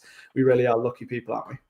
Yeah, definitely so. I mean, I think, I was trying to piece it together the other day. I think we've had an insight from medical, we've had an insight from the player, we've now got an insight from the media side. So if there's any other sides that people want to hear about, let us know in the comments, and we'll drop it in the ideas bucket for future deadline days, because that's more than likely when we'll be able to get that sort of content out. But as Gaz mentioned at the start, I think we're also going to try and squeeze everything that we have so far into a bit of a longer form video that we're going to throw up onto the YouTube channel. So, right, next little bit that we've got coming up is we're discussing the outgoings from the club. So 3 outgoings in the window so far. We aren't, as Gaz said, we're not anticipating any more unless some serious money comes our way. But the 3 that 3 that have gone out, they are all on loan. We've got Zane Okoro was announced today, and then prior to that we had MJ Canson Kamara going out, and so I mean, what are your thoughts on Okoro? First off, getting the chance to go to Ireland. We've had success out there before, obviously, Freddie and Jovan going out to Drogheda, and Sean Rowan, of course, as well, going out there. What are the thoughts on going out there and getting a little bit of experience? Because I think it's fair to say Zane's on the fringes at the moment, and with other incomings, probably wouldn't get the game time that he would want to. So, yeah, I mean, this seems like a decent enough chance for him, doesn't it? Yeah, I mean, first of all, let's not go winding anybody up by saying that he's going to Ireland. He's going to Northern Ireland, of course. But yeah, no, look, first of all, Zane has showed some real promise when he's had minutes with us, whenever he's had those opportunities, obviously mainly in EFL trophy matches, but he has had a couple of minutes in other competitions as well, obviously in the Carabao Cup recently. And also he has had a couple of appearances in the league as well. And yeah, he's really, really impressed. For obviously a player with such little experience in professional football in that kind of first team environment. Now, first, him going over there, first of all, I agree with Gary, what he said earlier on, that I do think they could see it as quite a coup. The potential that is being spoken about as Zane Okoro is extremely high, especially obviously with that interest coming in from the Premier League, primarily from Bournemouth in the summer. And obviously his opportunity to go over and trial there. And from all accounts as well, he seemed to quite impress in that trial. I think he got a couple of goals, didn't he? Or at least that's what we managed to kind of depict out of the trialist scoring Twitter graphic that you typically see in pre-season rather than sort of late on in the season like it was with Okoro. So yeah, great opportunity for him now to go and get a lot of minutes over the course of the next few months, whether that's obviously until January or throughout the whole year. Of course, that's time will always tell on that one. But I'm looking forward to really getting a real string of games in. Again, being in that first team senior environment for a long time, and hopefully this is a real kickstarter, so that then he can come back and show us why we have so high promise and such high expectations for him already, and why that potential ceiling does seem to be really high. Now, the only thing I would say, and again, I don't want to kind of be too doom and gloom on this, because I do think it's a good move. Personally, I maybe would have preferred him to be a little bit closer to home, purely because I think having somebody like Zane Okoro be able to come into the building more often than not does provide us kind of with an extra insight into him, similar to what we have done with the likes of MJ Kamara recently. However, again, kind of contrasting that, you go and look at the likes of Freddie Draper, who had that opportunity to go to the island of Ireland. And yeah, it was very much the making of him and really helped him be the player he is today. Hopefully the same can be done for Zane. Yeah, absolutely. I mean, it is interesting because, like you say, previously when we've had players go to the National League North or leagues lower than the EFL, we've been able to recall them for the EFL trophy fixtures, and they've been able to either be a part of the team and affect things on the pitch or sit on the bench to get that first team experience with our first team. So it kind of removes that opportunity for Zane and also MJ, who we're gonna come on to in a second. What I do find quite interesting is that we've got the 2 lads going to 2 teams very high up in the Northern Ireland divisions there. Obviously, it's still early days in the season. I think there's only 5 games played, but with Zane going to Coleraine, they're currently 3rd in the table, and then the other one being MJ Canson Kamara has gone to Glentoran, who currently sit top of the table. It feels like it's a bit like almost a bit like an exchange job, isn't it? Except without someone coming the other way. You know, they go there and they get to fully immerse themselves in the environment. And let's be fair, this is probably the first time really fully away from home on their own. I mean, I'm not suggesting that they're locally, all the family is completely local to Lincoln, but yeah, it's definitely a big step for them, isn't it? Yeah, of course it is. It's a great opportunity, as much as I'm sure it is a daunting one for any young player, but it is a great opportunity to be able to go out and get their football a little bit elsewhere, and that's kind of that's what you get. That's the trade-off from not having them close to home, is to kind of chuck them in the deep end a little bit with those sorts of situations. Yeah, it's a bit sink or swim, isn't it? It is. But I think, again, we saw with Freddie how that truly made him an outstanding player to then come into League Two and do very similar with Walsall. So, yeah, I totally agree that it is a really good opportunity. Now, what's also going to be interesting is, I believe it is Saturday, the 20th of September, that the two face off against each other for the first time. So that's going to be an interesting game to watch. I do believe that we're early kickoff that day. Correct me if I'm wrong, but I want to say that we are. And if we are, then that does mean that we can watch the game as well, because I think it's Saturday 3:00 kickoff. So again, similar to how we used to do with Drogheda and then Dundalk, and we've had a couple of players go out there as well. It'd be interesting to really keep an eye on both Coleraine and Glentoran and start watching their seasons. Yes, I mean, I think really when you look at those two, you can almost chuck them in the same bucket, I think, given where they've gone to. I mean, obviously different positions. Yeah, certainly an interesting one. One that I think maybe raised a few eyebrows at the start of the window, or the start of the season, was JJ McKiernan going over to Burton again for the season. Obviously went there towards the back half of last season. He's now gone there. He's played every game so far. Yeah, it looks like, just quickly check in, not quite played every minute of every game, but he's started every game for Burton so far. 1 assist and 1 yellow card so far. Seems to be all right, carrying on with where he was with them towards the end of the season. So I think the biggest question to ask is, if he was still here, would he have been able to make an impact on our first team, first and foremost, given the situation that we've known with, Ethan Arahan going and other players leaving and players coming in. And if he wouldn't have done, do we think that Burton was the right move for him again this season?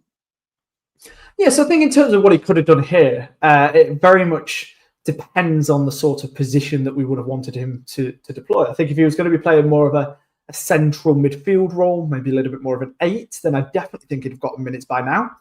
In terms of the number 10 position, again, I just said that he'd have got some minutes, but again, maybe not quite enough to warrant keeping him here at the minute. We've got a really strong squad, especially in those kind of attacking positions, if we are talking about him more as a number 10, to the point where actually do we need to keep him here, or is it actually beneficial to our squad depth to have him going out to Burton? That was very much the debate, wasn't it, that happened back in July when he did make that move. And of course, we were talking a lot of the time hypothetically about what the rest of the window could throw up.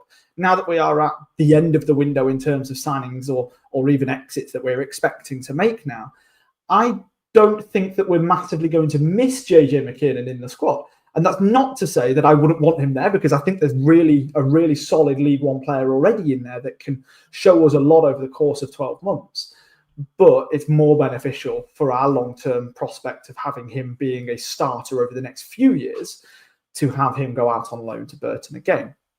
Now, obviously, we have both spoken today from Burton, from BBC Radio Derbyshire before, haven't we, about JJ McKiernan in particular, and obviously about Burton overall. And one of the big things that he said when we actually did the live show back in April, when we asked him for some comments, he said he's a really, really, really good player. He gives us lots of opportunities and creates a lot. However, it's just his end product that isn't quite there yet. Now, that to me shows that he's one of those kind of rough diamonds that can get sort of a little bit molded to become not the perfect player, because no player in League One is the perfect player, but the perfect player for what it is that we would want him for over the course of, 4-year deal. Or was it a 2+2 for JJ, or was it just a flat 4? I can't remember. But it was him and Street were one or the other.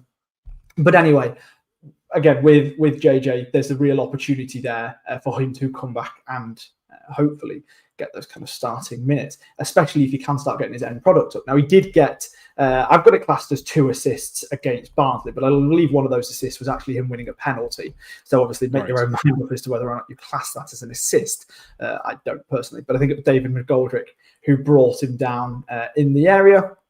So again, showing a lot of kind of liveliness in there to be able to win that. However, he did get dragged at halftime against Luton on Saturday. I believe that's more of a tactical change, though, as they were already struggling in that match. So, yeah, I think, again, Burton are a good opportunity for him to be able to showcase his talent.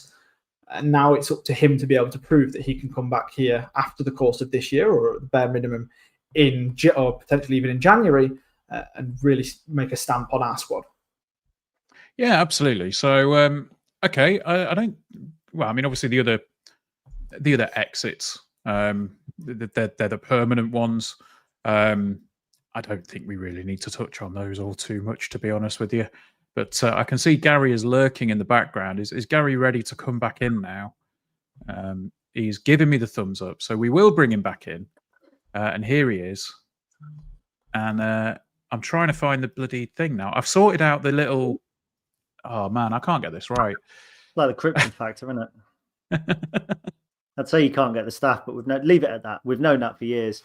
I mean, I've tried. Yeah, I've tried getting 3 more in, but yeah, one of them's working today. One of them's in Gibraltar, and the other one's wearing a tie made out of a cereal packet. So it's quite difficult, isn't it? And I'm the only one who couldn't actually get a yellow tie. So yeah, answers on a postcard: which is better, a non-yellow tie or a tie made out of a cereal packet? I actually think the tie made out of the cereal packet is the highlight so far of this. Ironically, probably made with highlighters as well. Yeah, very good.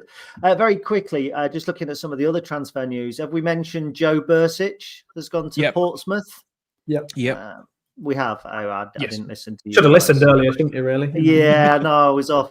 Bradley Heonabin, whatever his name is, Peterborough forward, the one that Darren Ferguson said he didn't want and then started the season in decent form, has gone to Shrewsbury on loan. So he's going to be looking forward to a relegation this season. So yeah, I was just keeping an eye on a few of the other transfers. Jay Mingy, which I think that's a brilliant name. Stockport to Crewe. Jacob Mendy's gone to Peterborough. I think Peterborough's still in dire straits. So yeah, there's one that I think Chris might be interested in. I've just seen Scott Banks has gone from St. Pauli to Blackpool. Yeah. Do you know, I once met a left-wing socialist who wore Birkenstocks called Rich Banks, and I think that's the most ironic name ever.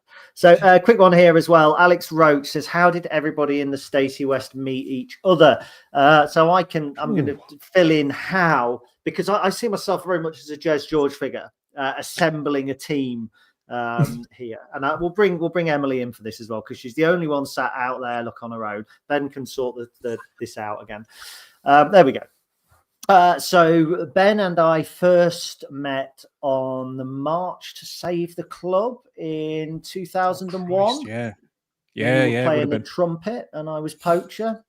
Then we bumped into each other again at Nathan Arnold did an anxiety course, which I was a part of, presenting that night. And then from there, you messaged me and said, did I want to do a podcast? I'd actually already done 2 pilot podcasts, one with a guy called Steve Hazo. We did one, and Peter Hayward was involved in that. And Tom Williams, who's a classic Kits man very much now, we did a podcast together as well. We did just the one. So then you and I started that, didn't we? I then met Chris. Bizarrely, he was just a fan of the Stacey West, and I used to bump into him in the pubs. And then one night, out of the blue, in something that sounds a little bit weird now, I just invited him over to come and play pool, even though I didn't really know him. And he came over and had some burgers, and we talked about physics, quantum physics, I think we talked about, which was bizarre. First time I met Charlie was, I think, when he was a little bit too back chatty to me on an away trip at Morecambe on my stag weekend. Is that right, Charlie? Technically, we'd met on my 8th birthday when I was mascot and you were poacher. Oh, okay. Well, Emily's got that story as well. So yeah, photo back of that. But it was. I think I'd already started on the Stacey West before then. You'd started on the Stacey West by your I stag started do. on the Stacey West before Morecambe. Yeah, so I met Chris first through the fan advisory board, and then he got me involved with this lot. And then, of course, last but not least, I think with Emily, the first interaction, you did a Q&A for me for the the short-lived Stacey West fanzine. I think I did. Yes, I did. Yeah, I should have tried to find that. And then, Oh, God. we approached. Then actually, you approached us, but not to be on the podcast. You approached us about one of the 11s we did, I think, didn't you? With some comments. You'd done a dog walk or a podcast about Lincoln City's best 11. And then I thought it would be amusing to do Lincoln City's worst 11, but sort of those players that it's so much fun reeling off the names of players that you just cannot remember ever existed.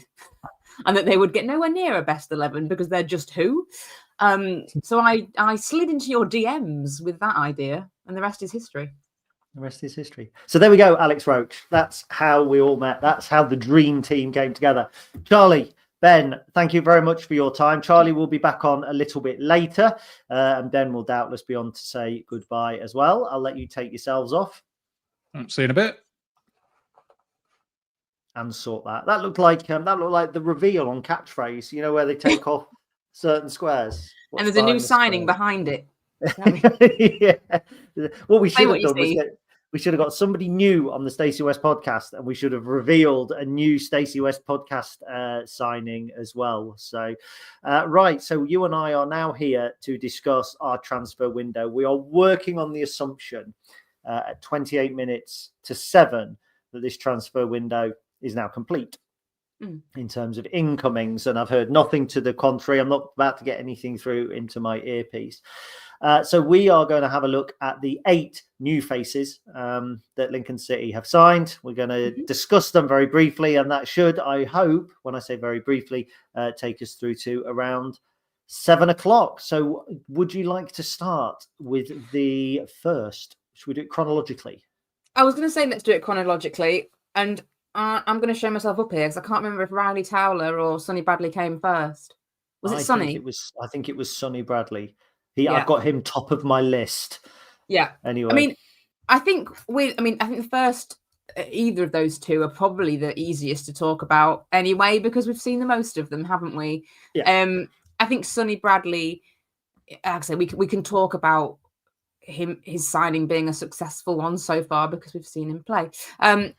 I think he's been a great signing for us so far. I think he has stepped into the shoes of Paudie O'Connor almost seamlessly. You know, I think Paudie was such a key player for us. You know, they were big shoes to fill. And I think Sonny has stepped in and absolutely done that. I think he wins headers at the back. He's that kind of strong player, puts a tackle in. Obviously, you know, he did pick up the red card at the weekend, which I think we all agree was very, very unfortunate. Not mentioning no, that. we've done that. I won't drag it all up again. But he's looked strong and he's picked up exactly where Paudie O'Connor left off. And for me, that's a really successful signing for us so far.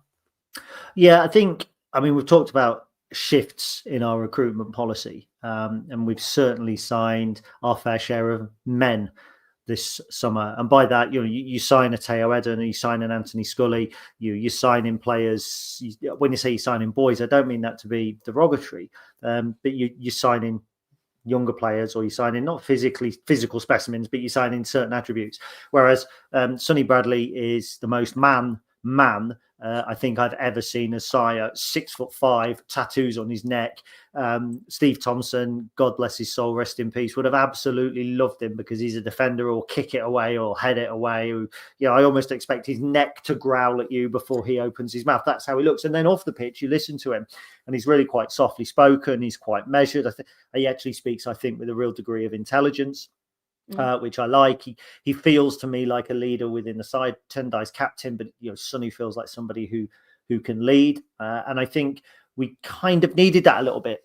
Pordy was very similar in that respect. He was quiet off the field. He didn't have the neck tattoo, so he wasn't quite as physically frightening. But, he'd head it away, he'd kick it away, he'd put his face in where it mattered, all that sort of thing. So I think as a starter for 10, it felt like a really big signing at the beginning of the transfer window. As you say, we have now the benefit of hindsight, certainly a 6 or 7 game hindsight. And he's been a threat at set pieces. Interestingly, I think looking at stats, we've only scored 1 goal from set pieces thus far this season. I think Exeter have already got 5 from set pieces. But we've scored more goals, I think, than we had at this stage last season. And that's a fact that I haven't checked at all and will likely be completely rebuked and rebuffed immediately. But you get the impression that he'll be a threat at set pieces. Technically, Saturday's goal didn't come from a set piece because it was a lofted cross from a recycled set piece. So, you feel that he's quite I'll just reiterate it, quite the manly specimen. He's quite the specimen. Yeah, he manly is. Specimen. In a good way. But it's interesting, I think I'm not sure in your stats if they do include recycled set pieces, because there's been a couple of goals that we've scored from those, recycling a set piece situation. And Michael commented on that saying teams know. They know that we're good at set pieces, so they do their work, which makes it harder for us to score from set pieces. So as a club, they've been working on the recycled balls. They've been working on that. So I think that kind of makes sense to me. But I think Sonny Bradley's completely lived up to expectation. As you say, he came in to replace Pordy. So I think immediately at the beginning of the window, that was box tick, player gone, player in, happy, for like.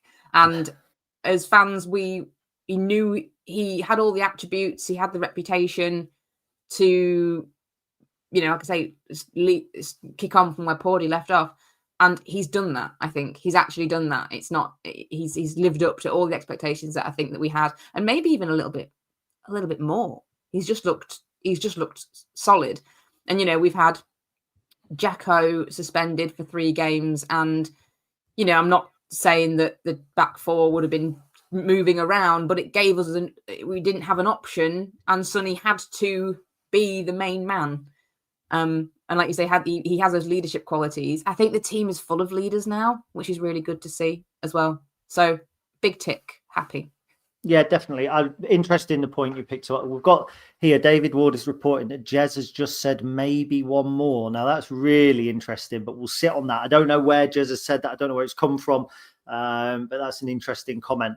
It was interesting you said that about recycling set pieces, because I think one of the most underrated factors in our transfer window isn't a player that's come in at all.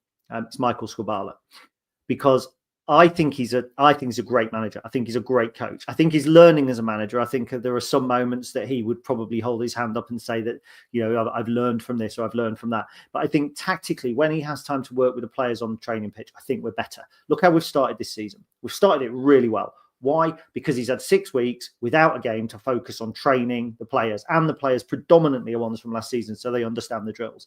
So I think getting players in who have that level of intelligence, who have that experience, leaders, they all help cultivate that. Now, moving on, that's very different probably to Riley Towler. So we signed Rowley. That's your fault. That's what I do. That's my thing. That's your fault, Riley Towler. So we signed Riley, and when he came in, there was an element of he feels like he's perhaps not a project player, but he might be one for the future. He hasn't really been in Portsmouth's side. He's got a lot of potential, but I think he's settled in with a real maturity. Yes, he's picked up the 4 bookings, but he's been playing not out of position because he's played left back occasionally, but he's a left centre back or a left-sided centre half. He's shown real composure, real passion. Probably the opposite in terms of, man for Sonny Bradley. With Riley Towler, you could probably see him going on Love Island and being quite a big success there in a pair of budgie smugglers and sliders or whatever. I'm not imagining that, by the way. But actually, there hasn't been a lot of difference in their play. Still been fierce and putting a tackle in. He's not afraid to mix it. He's been playing out of position. I think he's shown great character. Be interesting to see now we've got a left back in where he fits in and how regularly he plays. But he was signing number 2. He was, yeah. And I have to say, I think Riley Towler, to make sure I say it correctly, he's been my favourite so far. He has been my favourite because I just feel, again, I'm a big fan of, as you call it, the eye test and what football actually looks like. I love a statistic, but I'm not going to go hunting for it. And it just feels like, I think Sonny Bradley's been solid and he probably just kicks it, heads it, gets on with it. Whereas I don't know whether it's because we're all a little bit, he's not really a left back and he's playing there, that the eyes are on him a little bit more, or you're kind of going, someone's running down the wing. Is Tyler going to make a but sorry, I called him Tyler. Riley.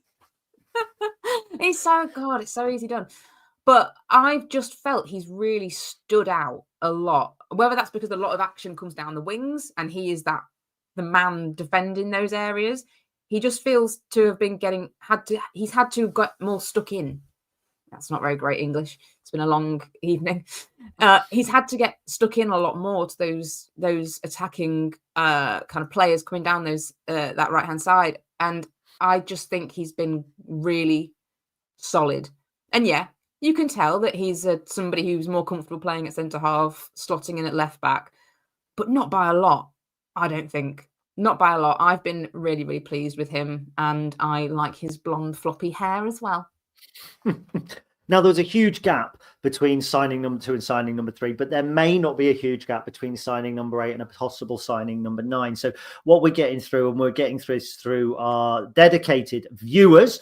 So on BBC Radio Lincolnshire, Jez has said his people are working on a deal now. And Red Wimp, who can remain anonymous, but a little bit late for that because I've already revealed him, says maybe there's an unexpected opportunity arisen. In previous windows, he's mentioned that scenario. And I think that's certainly the case.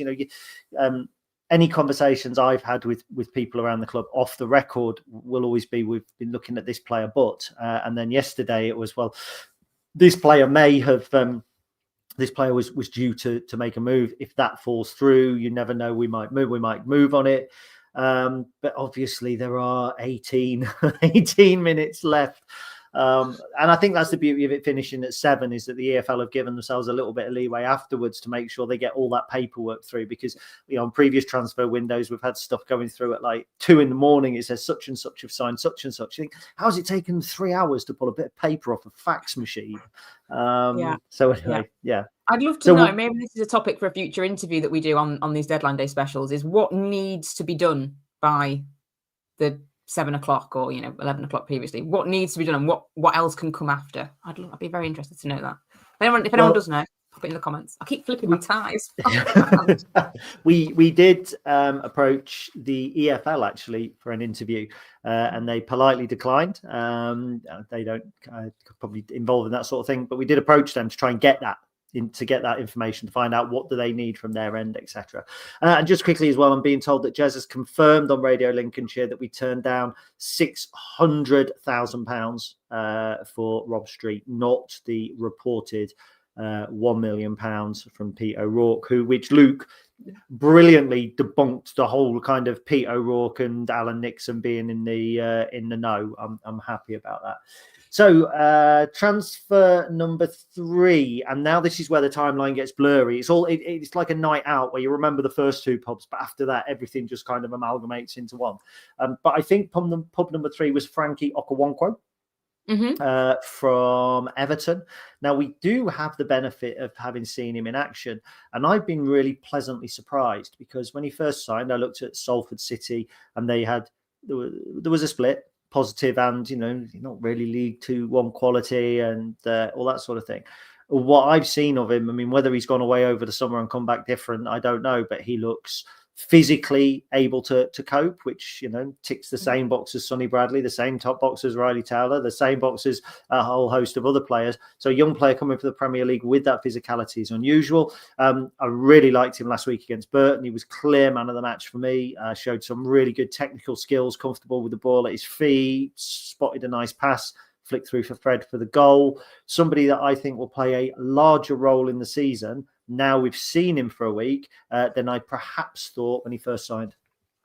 Totally agree. Totally agree. When Frankie Okoro was announced, I thought he would be a young loanee that makes a few cameos.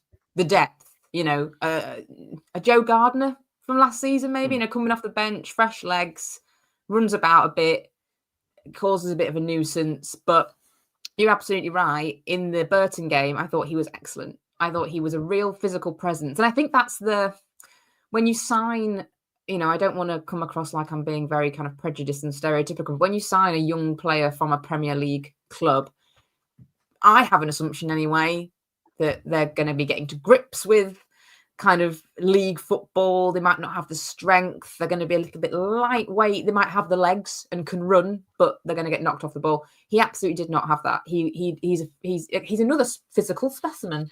He looks strong. He looks tall. He looked, considering, had he only signed the day before or a couple of days before the Burton game? He slotted into what we were trying to do and the way we were playing, like he'd been there for years, which really stood out to me. So, yeah, I've been really impressed with him. I think he's got really good potential. Is it his deal that runs out at Everton? And is he a kind of potential? Could we look to bring him in if he has a good season on a permanent move? I think it's got every chance of going that way if he continues in the form that he showed in that Burton game. Yeah, definitely. I think he shows a versatility. Physically, he looks able to mix it. I think he shows a tactical intelligence as well. That's on a one game. It's a short sample size, and anybody involved, particularly in marketing, will know that when you put anything out there, you need more than a single person's response in order to get a fair overview of how good your marketing has been. But I think, on the short sample size at the moment, he has impressed me. Somebody who hasn't had an opportunity really to impress us as yet, but could arguably be called the marquee signing of the summer. So we're just actually finding out that from Radio Lincolnshire, Jez has stated that he's not talking about Shamrock Rovers. So it's not Josh Honohan. We're not trying to get a last-minute deal for the Irish left-back over the line. So the big news, really, I think, of the summer in terms of incomings, certainly up until today, was Ivan Varfolomeev, whose name has proven to be much easier to say than it is to spell. Now, Ivan's a player who I think we're going to see gradually ease himself into the team. I think that I've had a couple of conversations with people at the club and I've seen some numbers. He's got phenomenal running stats. He's going to be a hard-working presser. He's going to do all of the dirty work.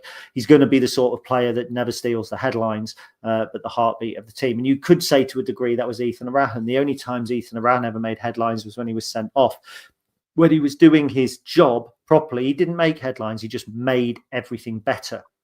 And I think that's where even Bartholomew going to be. The real thing here, I think, is that it's a club record purchase. We say it in hushed tones. We don't want to put the weight of the world on the boy's shoulders. It's probably better that he's a player who plays in a holding midfield role that does the unsexy stuff, being the club record signing, because nobody's expecting immediate goals. They're not expecting that immediate kind of impact and photo moments and all of that sort of thing. But they're still not shouting the club about it being club record. We'll say it in hushed tones. But it was the moment, it was around the time with Jovan going and him coming in, the moment that I think Lincoln City moved into the next level in terms of transfers. We've always been we've been a League One side for the last 6-7 years, whatever. But this is the first time where I felt we're a top end League One side in terms of, or a top, middling top League One side in terms of our recruitment and in terms of our transfer business. Yeah, I feel like this transfer window as a whole has felt different in a very good way for me. Just I would love to know if there's information on have we sold players. I know a lot of undisclosed fees and all of that flying around, but it seems that we're shifting loads of players for money. I feel like that doesn't happen very often. And being able to then bring in players for significant fees. Again, it feels like a very different window for us. It feels like, for me, it feels like all of that talk about the model, if you want to call it that, it's taken a while to get there, but we're getting there. Well, maybe we've got there with this transfer window. And I think it just shows that it's no quick fix when you want to build, a strategy like that. It isn't a quick fix. It takes time, but like, my God, now are we seeing it pay off with some of the deals that we've managed to do this summer? I think Ivan, it felt a big deal for me. And I said this on the podcast, and I mentioned it during my interview with Luke earlier on. It felt a big deal. Just the way it was announced felt big. And I'm excited for the player that he can become at Lincoln City. I thought in the Burton game, he grew into it. I think I made a comment in the first half in our group chat that are they avoiding him on purpose? I don't think he got the ball. They seem to be just passing around him. But in the second half, he grew into it, and he had some good touches, played some good passes. Like you say, nothing sexy, but he did a good job, and I think that's really important. Didn't see he came on in the Mansfield game, didn't do a lot, but it's a very difficult game for him to come into, I think, at that point. So I'm not expecting too much. But yeah, I think time is going to be a key with him. He's got to settle. It's a big move. We've seen it with Eric Ring. And what I will say with Eric is I'm still not entirely sure if he has settled. But I think we've got to wait for Ivan to settle in terms of his personal situation, moving here from abroad, the language barrier, all that stuff's going to take time. But, I'm very hopeful that underneath that is a really good footballer that can slot into our squad and do all that unseen work that we need, that heartbeat, as you say. Yeah, the numbers certainly look good, and I did chuckle when Conor McGrandle said that him and Jack Moylan have to speak a little bit slowly around Ivan, and I thought if you could do that around me as well, Conor, that would be massively appreciated. And Bubs, if you're watching, I'd love it if you could just slow it down a little bit, maybe enunciate, because sometimes you can be difficult as well. So that was signing number 4, and as it stands, the club's record purchase, and almost certainly a player for the future, the Ethan Arahan replacement. So up to this point, we've replaced Paddy O'Connor with Sonny Bradley. You could argue we've replaced Riley Towler, has replaced Sean Rowan. Frankie Okawankwo has arguably replaced Jovan Makama, and even Varfolomiev has arguably replaced Ethan Arahan. So you've almost gone 4 like for like. Now it's 1, 2, 3, 4 of kind of clearer additions, I think. And the first of those is Oscar Thorne, and this was probably the most intriguing of the captures for me. 1, because it's permanent. 2, because he's the type of player that we've been signing over the last few years. So when we talk about the model, and it's it's something that some people criticize, and I shake a little bit because how we sign players is evolving, but he fits the bill. Coming through League 2, highly rated, got some assists, paid cash. Danny Cowley said he's come to a great club. You can't stop them when a bigger club comes knocking. Here we are, big Lincoln City. I thought it was little Lincoln City, but big Lincoln City have come knocking. I was very surprised to see him come on Saturday. I thought that we might see him a little bit in the EFL and the EFL trophy, and he might come on, a little bit further down the line. But he's straight on. He's another big lad. He's a tall lad. He looks quite quick. One for the future, almost certainly, but not a project player in a kind of the guy whose name escapes me, Zach Bradshaw, wasn't it? I was going to say Zane Westbrook, but he never played for us. Zach Bradshaw. He's not that type of project player. He's one for the here and now, even though he's also one for the future. And again, a slightly different signing compared to the others that we've signed in the window. Yeah, definitely. It'd be an interesting one. He's sort of, I don't have a lot, there's not a lot we haven't seen a lot. So it's difficult to comment on, but I definitely think he's like you say, he is one for the future. He's tall. What did Danny Cowley say? Runs 10 meters a second or something. So that'd be quite a sight at Sinsel Bank, wouldn't it? But no, I think he's going to be a really interesting one. And what will be interesting to me is to see what the club's pathway is for him, because I could be completely proved wrong with factual data, but the eye testing again is I feel like we've done a lot better with our own players that we've developed ourselves.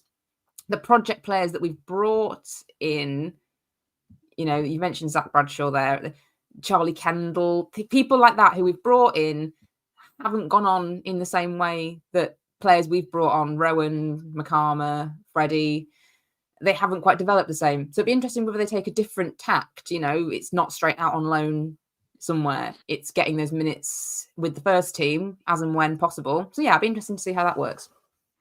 Now we have 5 minutes to go until the window's closed, but it is unlikely, if we are working on a deal now, that that's something that will be released while we're on air, because I would imagine that when you register a deal, it takes a while for it to be verified. So it's not like we would send paperwork off at 7:01, and at 7:01, Jez comes on and goes, "Guess who we've signed?" That's not how it works. My understanding is that a couple of today's transfers were actually wrapped up and more or less in the bag before today started.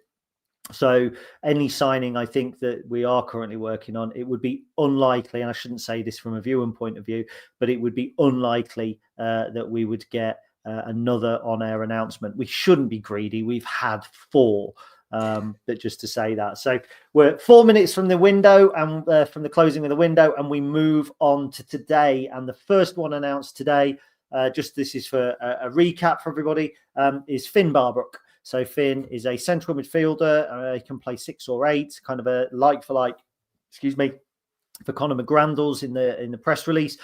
Data wise, certainly looks like a ball player midfielder, an energetic breaker up of play, that sort of thing. Had a really good season with Sutton United, winning their Young Player of the Season and Players Player of the Season. He's come in on loan from Ipswich Town.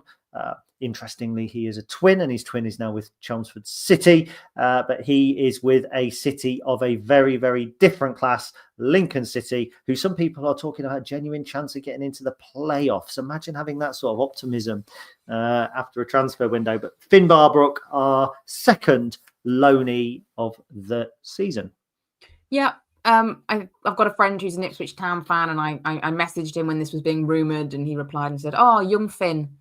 So he's obviously got a bit of sort of a nice reputation at Ipswich. He's not some youngster they've never heard of. So that's nice. I think it's good depth, isn't it? Again, he's not going to come in playing week in, week out in the centre of our midfield. I'll be very, very shocked if that does happen. I'll eat this cardboard tie if it does. But it's just good depth, isn't it? It's just building that squad depth, having those options available. And yeah, I think it feels pretty sound to me. Yeah. Now, as you can see, I am typing here because we're not Sky Sports. We are an amateur production. And I'm just letting the guys know, even though we're overrun, that I'm going to take this particular segment past 7 p.m. I could have not typed it because I've now just said it. So they are aware of that. Charlie's laughing. Ben looks perturbed. So 2 more signings to talk about. There is some people believe that this is our marquee signing. It's Adam Reach. He's coming as our left back. He can play pretty much anywhere. He's a bit of a James Milner figure in that respect. If we need a striker in the last 10 minutes, he'll come on. He'll play left wing. He'll play right back. He'll play pretty much anywhere. 300 odd championship appearances. 32 years old. Maybe we've been looking at other left back like Josh Honohan, but we have gone for somebody who's proven. Like I say, I'm not saying he's split in opinion, but there are some people who are absolutely aghast that we've managed to bring him in. There are others that are going, yeah, decent signing. I'm going with, yeah, decent signing. League One playoff finalist last year, not to be sniffed at. Clearly still has it, only 32 years old. I think I said earlier on the show, I think Neil Eardley, Neil Eardley came to us at similar age, and he was one of the best right backs that we've had in modern times. So there's no telling what Adam Reach will achieve. He's the sort of player that middle to top end League One teams sign every single transfer window, and we go, I'd like to have seen him come here. Well, we've seen him come here, and on a 1-year deal. Yeah, we have. And I think I fall into the category of, it's probably a category you haven't mentioned. I was a little bit underwhelmed, and I don't want to end a fantastic transfer deadline day live podcast on a bit of a down note. I think he's a well-known player. He's a good player. We know that he's a good player. I think he will come in and he will play well for Lincoln City. He'll be a good left back. I kind of have no doubt in that. I think it's the like, I can't remember if you said this with Chris at the beginning. It is the kind of player that clubs tend to sign on deadline day at the top end, but we don't. We don't tend to bring in the very experienced player on a 1-year deal. I could be completely wrong. On this. It feels to me like we were going after something else, and he was the backup. And I don't want to sound like I'm being negative, because I'm sure he'll come in and he'll perform well, because we know he's a decent player. Well, but it just doesn't feel like. I guess I have high expectations that we're going to bring in a player that's going to be exciting and kind of a development opportunity, and is going to start off well, and it's going to be even better. And he isn't that. Well, now, having covered the EFL and having seen Adam Reach in action for Sheffield Wednesday over the years, I actually felt exactly the opposite, in that he's got that something. I mean, some of his goals have been outstanding. So it's going to be fascinating. I think we can all agree he's a good signing for the club, without a doubt. And I think the left back has kept Jez up every single night. He'll be delighted to get some sleep this evening, no doubt, because he has now got a left back. He's in the green room. So very quickly, we'll go to our final signing of the transfer window, which has now closed, by the way. So the transfer window is closed. Jez George is imminent on the show. But the final transfer signing of this window so far is Justin Obikwu. Emily. Yes, I think another good option for us.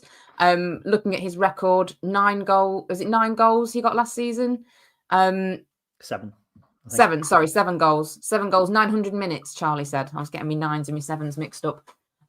But that's a decent record. I think he can, he obviously knows how to find the back of the net, and that's what's important when you're a striker. And yeah, we touched on it when that signing was announced. So many attacking options now. I think the press release said we are ready to face any kind of different tactic that's thrown at us. We've got a player that can kind of combat that, which is exciting. A really exciting place to be. I think having all those attacking options, it makes a very, very refreshing change from having no strikers through injury and all those seasons past that we can remember. I think, we've got strikers in abundance. So another great player to add some depth, and hopefully somebody, who can find the back of the net for us. Yeah, fans of a certain age will know that somewhere upstairs, Keith Alexander, now joined, of course, by Steve Thompson, will be sitting and looking down, and Keith Alexander will turn to whoever is sat near him within earshot and go, well, you can never have too many strikers, because that's what he said. And I think for several seasons, fans may have argued that we had too few strikers, particularly when we were unlucky with injury, when Riley Walker, and that was purposeful, when Tyler Walker and Ben House were injured and Jack Vale came in. It was a difficult time in terms of forwards. Jovan got to get his minutes in. We certainly have covered every base this transfer window. Emily, thank you very much for your time. We will see you before the end of the show. Ben will take you out, and may we bring in somebody who I would imagine is quite a relieved man that the window is now closed, although doubtless it means his work is not over. Please, I'd say give a warm welcome, but nobody's here to applaud. Jez George. Just boo. No, Jez, we don't do that on this podcast. You know that. How are you? I do. I'm okay. Frazzled, but okay. You? Yeah, good. Yeah, pretty much the same. Yeah, a little bit frazzled. But yes. So, shall we start at the top and jump straight in? There has been talk potentially of one more incoming. I know that we're not going to get an exclusive, but many of the viewers here won't have listened to the Radio Lincolnshire interview. So, what's the current state of play? Yeah, what sometimes happens, Gary, right at the end of these windows is players that we're aware of potential availability on at certain levels of finance. At the very, very end of a window, sometimes that changes a little bit and they become a big interest to us. So you have sort of lots of irons in the fire, and then at the very, very, very death, if you're not lucky, but if you've made your phone calls and people are aware of what you might be looking for, sometimes the phone rings in the opposite direction and says, look, do you want to do X or Y or Z because something's fallen through? So I'd like to tell you that we've beaten off 10 other clubs in the last 20 minutes, but what we've actually done is we've had good communication with a club and an agent and whatever. So yeah, we think we've got one, but we can't talk about it because it's a loan. We need to speak to the parent club. Everything's got to be done properly, but we think we've got everything uploaded with a couple of minutes to spare. So that's a nice little bonus for us at the end. Excellent, and something for everybody to look forward to. Would it be remiss of me to ask what area of the pitch, or do I just leave it for now? Just leave it for now, but I'll be really open with everything else, and then be fair to the process for this one, because the other part of this is we have to get it agreed, and what's the word? Like, we've uploaded everything, but we haven't had confirmation, so we'll just wait and get the I's dotted and the T's crossed. Okay, so we'll move on to the rest of today's transfers and then delve a little deeper into the window, if that's all right with you. And let's start with what I would imagine would be the most welcome signing of the transfer window from fans' points of view. You've got the left back, so Adam Reach coming to the club.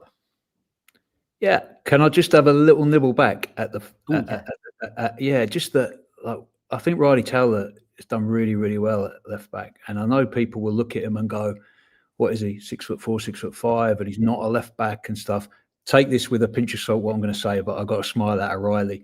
I said, if Pep Guardiola signs Guardiola, who's the most expensive left-sided centre half in football, in world football, and brings him to Man City and plays him left back, so can Lincoln. And we spoke to Riley when we signed him, and we told him that, look, we're going to sign Sonny Bradley, and we see you long term as playing left side centre half for us, but you're going to learn so much with Sonny in the building. And he's leaving Portsmouth. Be aware that he's leaving Portsmouth because he wants first team football and he wants regular football. And we got ahead of another really, really big club in League One to sign him. So there was definitely part of this planning, Gary, that we knew we might have to go to the absolute death to get the left back.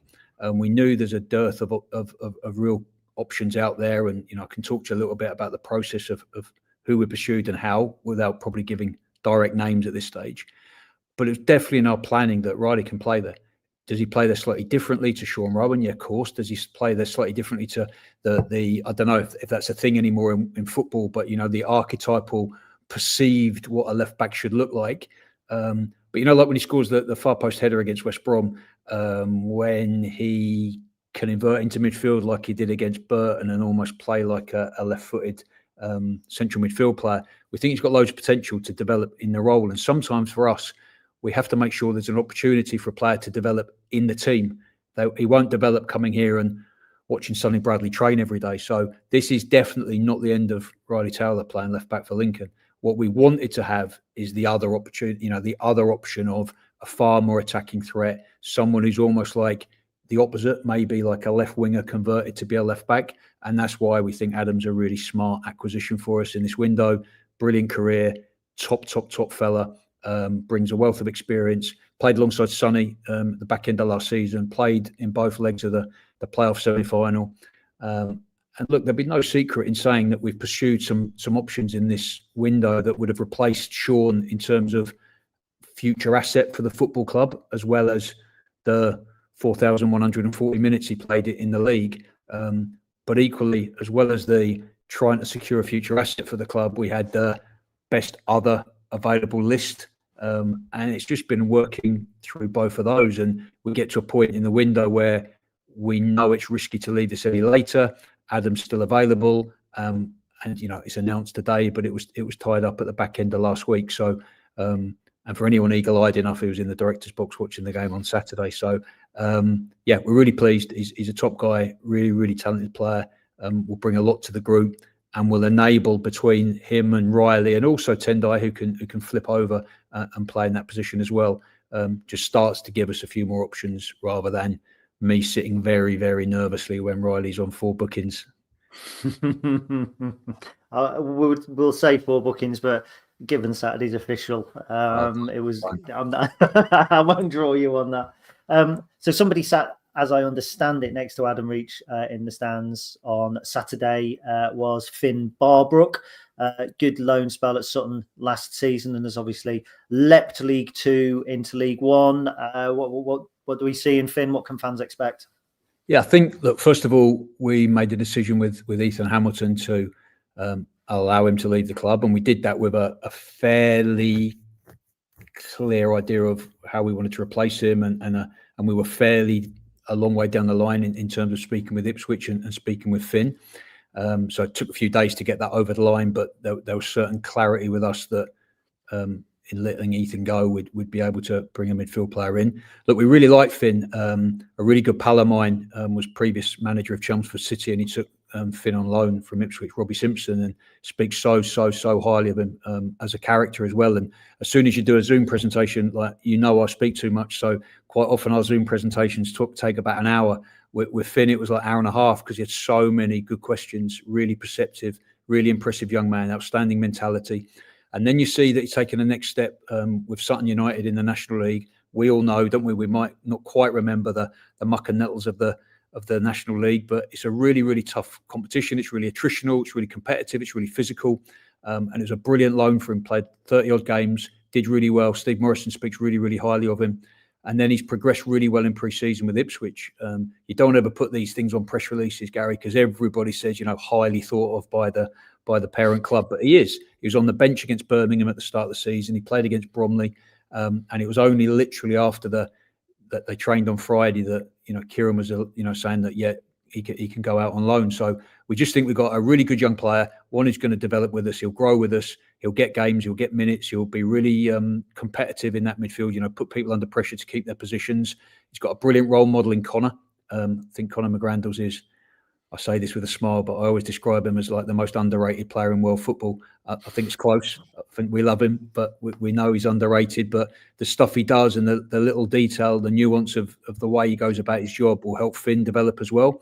And he's coming to play. He's coming to, he'll back himself to get into our team. So, just add some competition in a position where Tom Bayliss, Ivan as well, who's now off playing for Ukraine under-21s. They have a competitive game on Friday against Lithuania.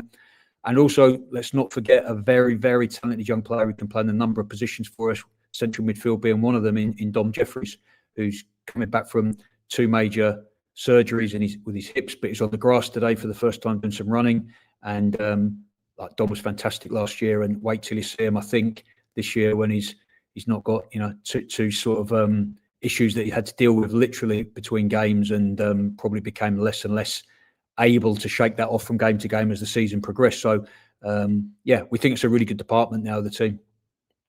I'm quite excited to see Dom come back, and sometimes when players come back from injury, having been out for a pre-season as well, they kind of get a little bit underrated, and they come back and can feel a little bit like a new signing. And I think maybe Dom will feel a little bit like Gary's he's an incredible Nick. He's come back like so fit. He's worked so hard in pre-season. He looks so lean and so fit. So it will feel like signing. I know it's an old cliche, feel like signing a new player, but people forget how young Dom is still. And last year was his first year in League One football. He did fantastically well in a position that he wouldn't say is naturally his position. And I think we can look forward to welcoming Dom back, and we know how much he'll contribute. Now, we'll come on to Even in a minute, because I think there's a long conversation to be had there about how that process works. But the final one for today, so far, a little bit of a surprise. We very rarely go into a transfer window not needing a striker and signing several, but that's what's happened this summer. Justin Obikwu coming in on loan. Again, kind of what's the thinking there? What do we expect from him? Yeah, I said in an interview earlier today, we're aiming to see if we can score a goal in December this year, Gary. So, no, look, I listened to a little bit of what you were saying beforehand, and we just want options at the top end of the pitch, and the way we play, really aggressive, trying to press, want real energy. Michael wants to be able to make changes in game. Justin's a player that we really know, and look, Joe coming from that club back to ourselves would have been very, very instrumental in Justin's first 2 loans. Our friends, down the A46, and we just like his profile. He's a really top kid. He's got a really good mentality. He's got some brilliant attributes that we value. He's a threat off the shoulder. Probably similar in profile to Rob Street, and Rob's been fantastic for us in a different position in the team. But ultimately, longer term, we see Rob as a 9. And happy to talk about the recent interest in Rob, because we just think, when I get onto Rob, what a a brilliant asset he is for the football club, and what a massive role he's got to play and what we're going to try and achieve going forward. But yeah, Justin's just a really good option for us. Quite a lot of competition with a lot of League One clubs. We think it's a really good take for us. He's probably not played loads and loads of football in pre-season with Coventry because of just bodies in front of him in the pecking order. So maybe initially it's going to be a bit more of an impact and a bit more coming off the bench. But as we see the season go on, we think he can be a real threat and cause some real problems for League One teams. And if we want to achieve what we want to achieve, and we want to keep punching above our weight, we have to keep looking at players like Justin that maybe go under the radar a little bit, but we recognise their attributes that suit us, the potential, and we bring them to the club in a deal that's affordable to us. And it just adds to like I said, I think in the press release, it just adds to the weapons that Michael has at the top end of the pitch, and you can never have too many. Excellent stuff. So going backwards a little bit, we'll actually touch on Oscar, because Oscar has come in since Ivan. It's lose track of all the business it's been doing. If we lose track of it, we've been busy people. So we've taken Oscar from Colchester United. He looks like a huge prospect, but came on Saturday. So obviously somebody for the here and now as well. Yeah, he's early in his curve. There's no doubt about that, Gary. And we've backed our judgment here in taking him. We just like his profile. Like, it's Lincoln City. We talk a little bit about our game model, and we talk a little bit about what we are as a football club. And listen, you're a massive, massive fan, so you can answer this for me. But we think our supporters want a team that's aggressive, on the front foot, physically committed, and really ask questions of the opposition. We want to get that. We want to get this place to be like so hard to come. And even Saturday, like down to 10 men. Talked to George Maris after the game from Mansfield, and they were delighted to get away with a point, and they played against 10 men for an hour. So we want to be that aggressive front foot team. We think we're probably a team that, if you want to use the analogy of how you break in a house, we're probably not going to pick the lock. We might be banging the door down. So we want physicality. We like physicality. We think that's really, really important in this league. And Oscar is a unique profile, like 6'3", big, strong, quick, direct, powerful, wide player who's got so much potential, so much growth left to come. We think we can help him physically develop. You look at the Jovan Makama physically that left us compared to the one that made his debut. And Oscar's going to be on that journey with us. But yeah, ready to contribute. A really unique profile. We've seen enough of him at Colchester, even though he hasn't, we know all the stuff that will come with this. He hasn't scored a professional goal, and he hasn't done this, and he hasn't done that. But we also got loads of criticism for signing Rob Street, who hadn't got a brilliant goal scoring record. And 12 months later, we're batting off big bids from League One clubs for him. So we have to just back our judgment, not listen to the noise, know what attributes suit us. And we think Oscar's got all of those. Brilliant mentality, again, a brilliant character. And one, you can just tell when we recruit players now, is he a Lincoln City type? Is he a Lincoln City player? And yeah, we're really excited. He can contribute now, but he's just going to get better and better and better as time goes on. And that's why the long-term contract, there'll be bumps in the road like there was for Rob, like there will be for other young players. But yeah, we've got to keep making sure we replenish the younger element of the group and those potential future assets, because, we realise upside of 2.5 million in this transfer window and upside of 3.5 million in the last 3 transfer windows. And we'll only do that if we keep replenishing the stocks and keep that development curve going. So we think Oscar's a really good acquisition for the club as well. Wonderful. I promised we'd go on to Even, but you mentioned Rob Street a couple of times. It's quite topical. So let's drop onto that first before we move on to Even. Batted away some big bids by the sounds of things, and the window's closed, and he's still a Lincoln player. Yeah, we're ambitious, Gary. And there's times in which, contractually we're obliged. We need to sell players and realise asset value. So, Sean Rowan, out of contract, we're protected because he's under the age of 24. So, the ruling is that we still attract training compensation for Sean, and it's a significant amount of money because he was here from 15 years old. So we know that it's not do we sell him or don't we sell him. It's just like we have to realise the right amount of money for him. Ethan Erhan, we think just at this moment in time in this window, he probably run his race with Lincoln, and it was the right moment for him and the club. And I know it's frustrating for supporters when we see both those players go to another club in our league. But we have to accept the fact that they're not in our league financially. They're in a different league to us financially. So when those moments come and it's the right timing for us to sell a player, we have to extract the right value and move on. Now, with Rob, that's completely different. We've got 3 years left of his contract. we've just started to see what he's capable of. He's played 6 league games for us. He started 6 league games. We saw what he did at Doncaster in the second half of last season. He came to us severely undercooked because he'd had a shoulder injury followed by a really serious knee injury. So he hadn't played football since November when he joined us. Of course, then there's a big, amount of interest because he's a centre forward and we paid a transfer fee. But in all honesty, it was a nominal transfer fee, nothing like what was reported by, the West Country, if you like, the beat around there. And we gave him a 4-year contract because we saw his attributes, his potential. But most of all, again, it's a common trait for Lincoln City players, like his mentality. It's outstanding. So he goes and does what he does at Doncaster, and we want to get the benefit of that. We see long-term Rob, our number 9.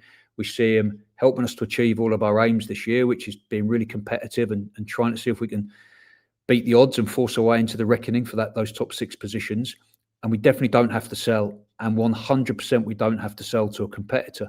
And that's what it was. It was a bid from a club that we see as a competitor, not as a club that we have to sell to in this league, and not at a time that we wanted to sell to. And we just see so much more to come from Rob. So yeah, we've spoke to him this afternoon. Michael, Liam and myself have met with him and explained the rationale. And he's just an outstanding young man. Forget what he's like at football.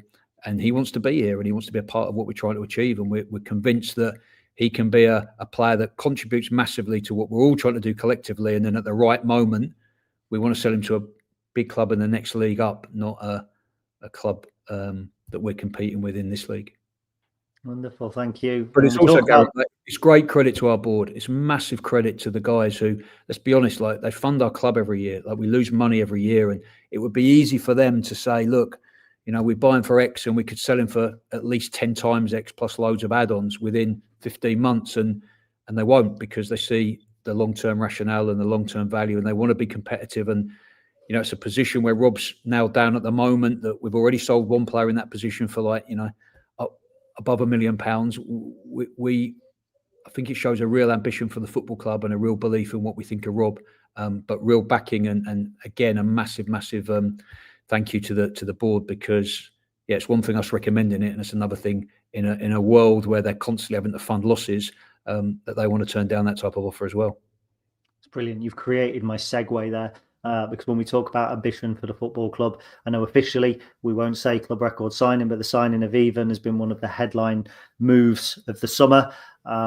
Really eye-catching. I'm interested in the deal from back to front, of how you kind of enter into negotiations with a player who doesn't speak the language. I know it seems really obvious getting an interpreter, but yeah, I'm just really interested to know how all of that works. Yeah, and just to touch on that, I think what we have to make sure we do when we really create asset value in our players like Jovan is, and again, I just can't emphasise that how lucky this football club is to have the ownership we have. The stewardship of Clive as chairman, just outstanding in every respect. And it means the club can make really measured decisions, really logical decisions with proper process and due diligence. But it also, the backing they give us to reinvest money.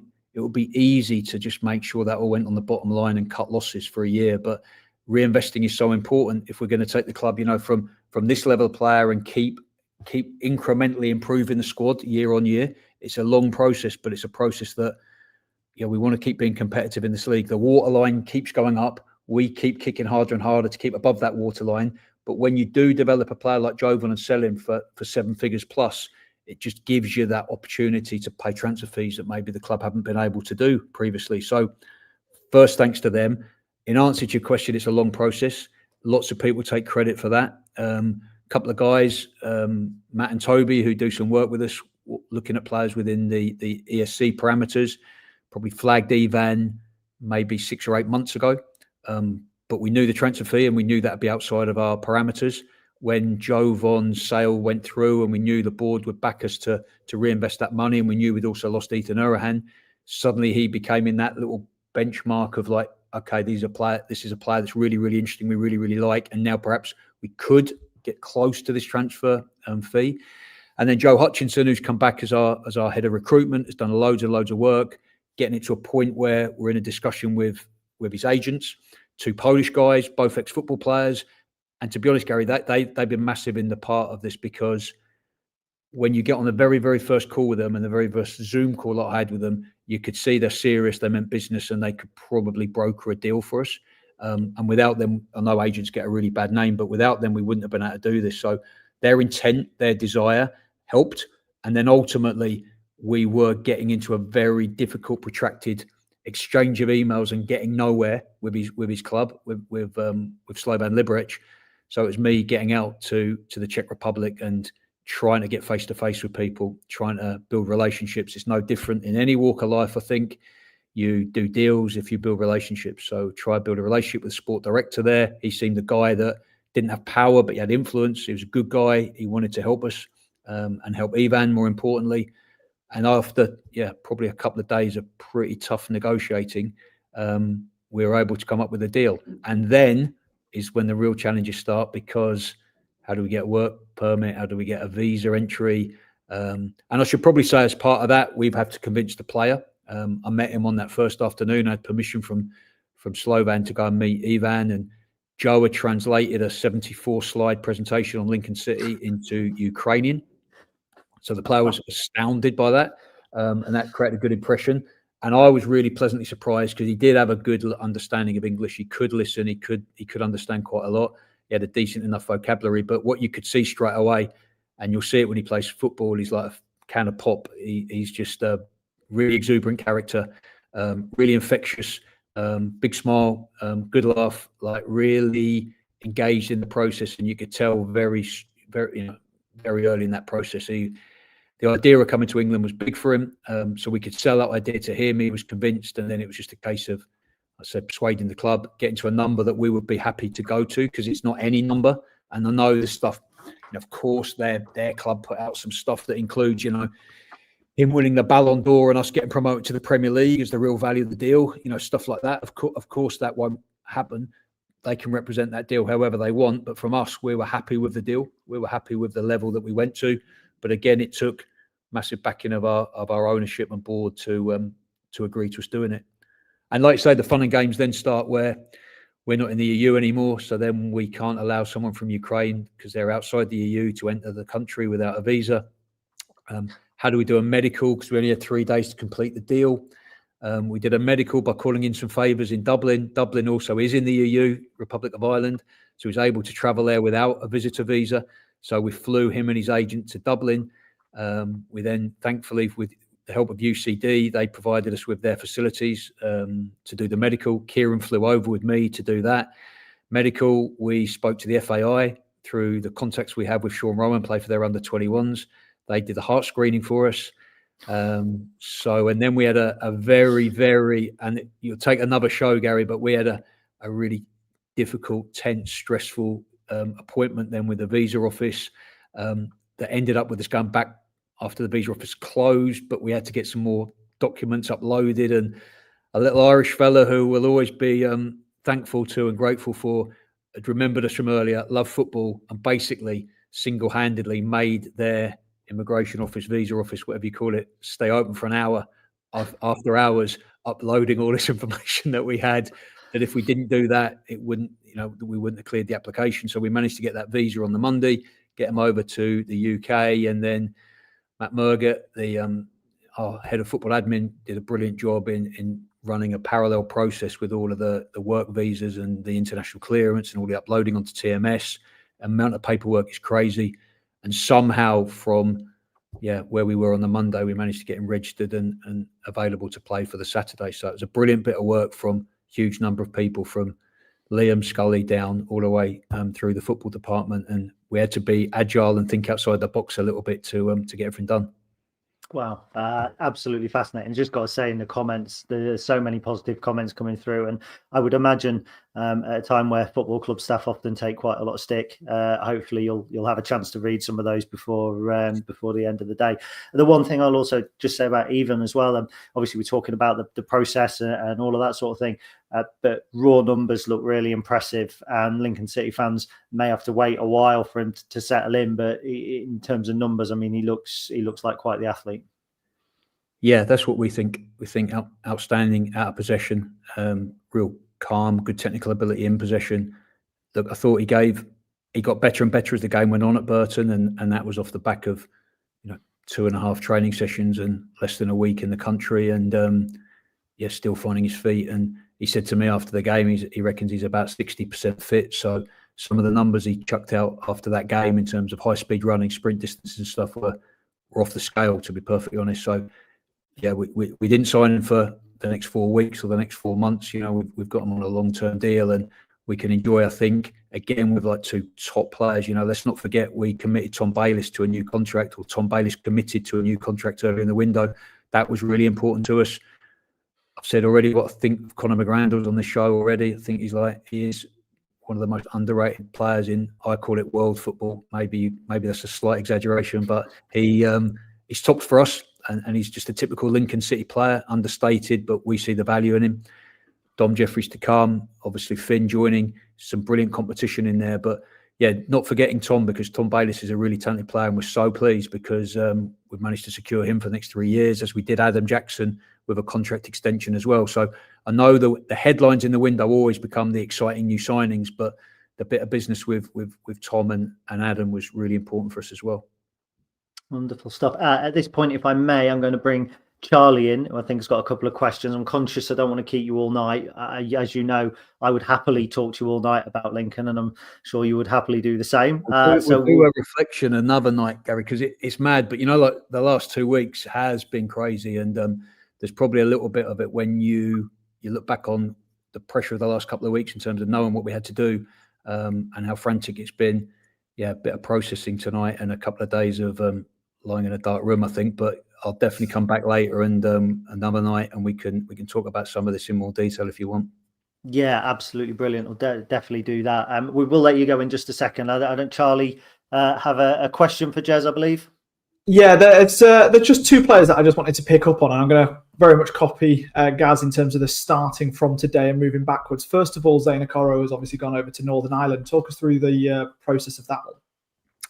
Yeah, we were really clear that we wanted Zane around the team in pre-season, and we knew that there was probably going to be late arrivals, just how the window was going to work. So we knew he'd get some opportunities in that first month, but we've had good dialogue with him and his agent that ultimately we've got to give him playing opportunities, and we'd love there to be a world where he perhaps had a really top National League loan, and then he can come back and play in those EFL trophies. But the best interest and the most significant interest that we got was from Coleraine, and I know Rory Higgins really well from his time as manager of Derry City. I trust him.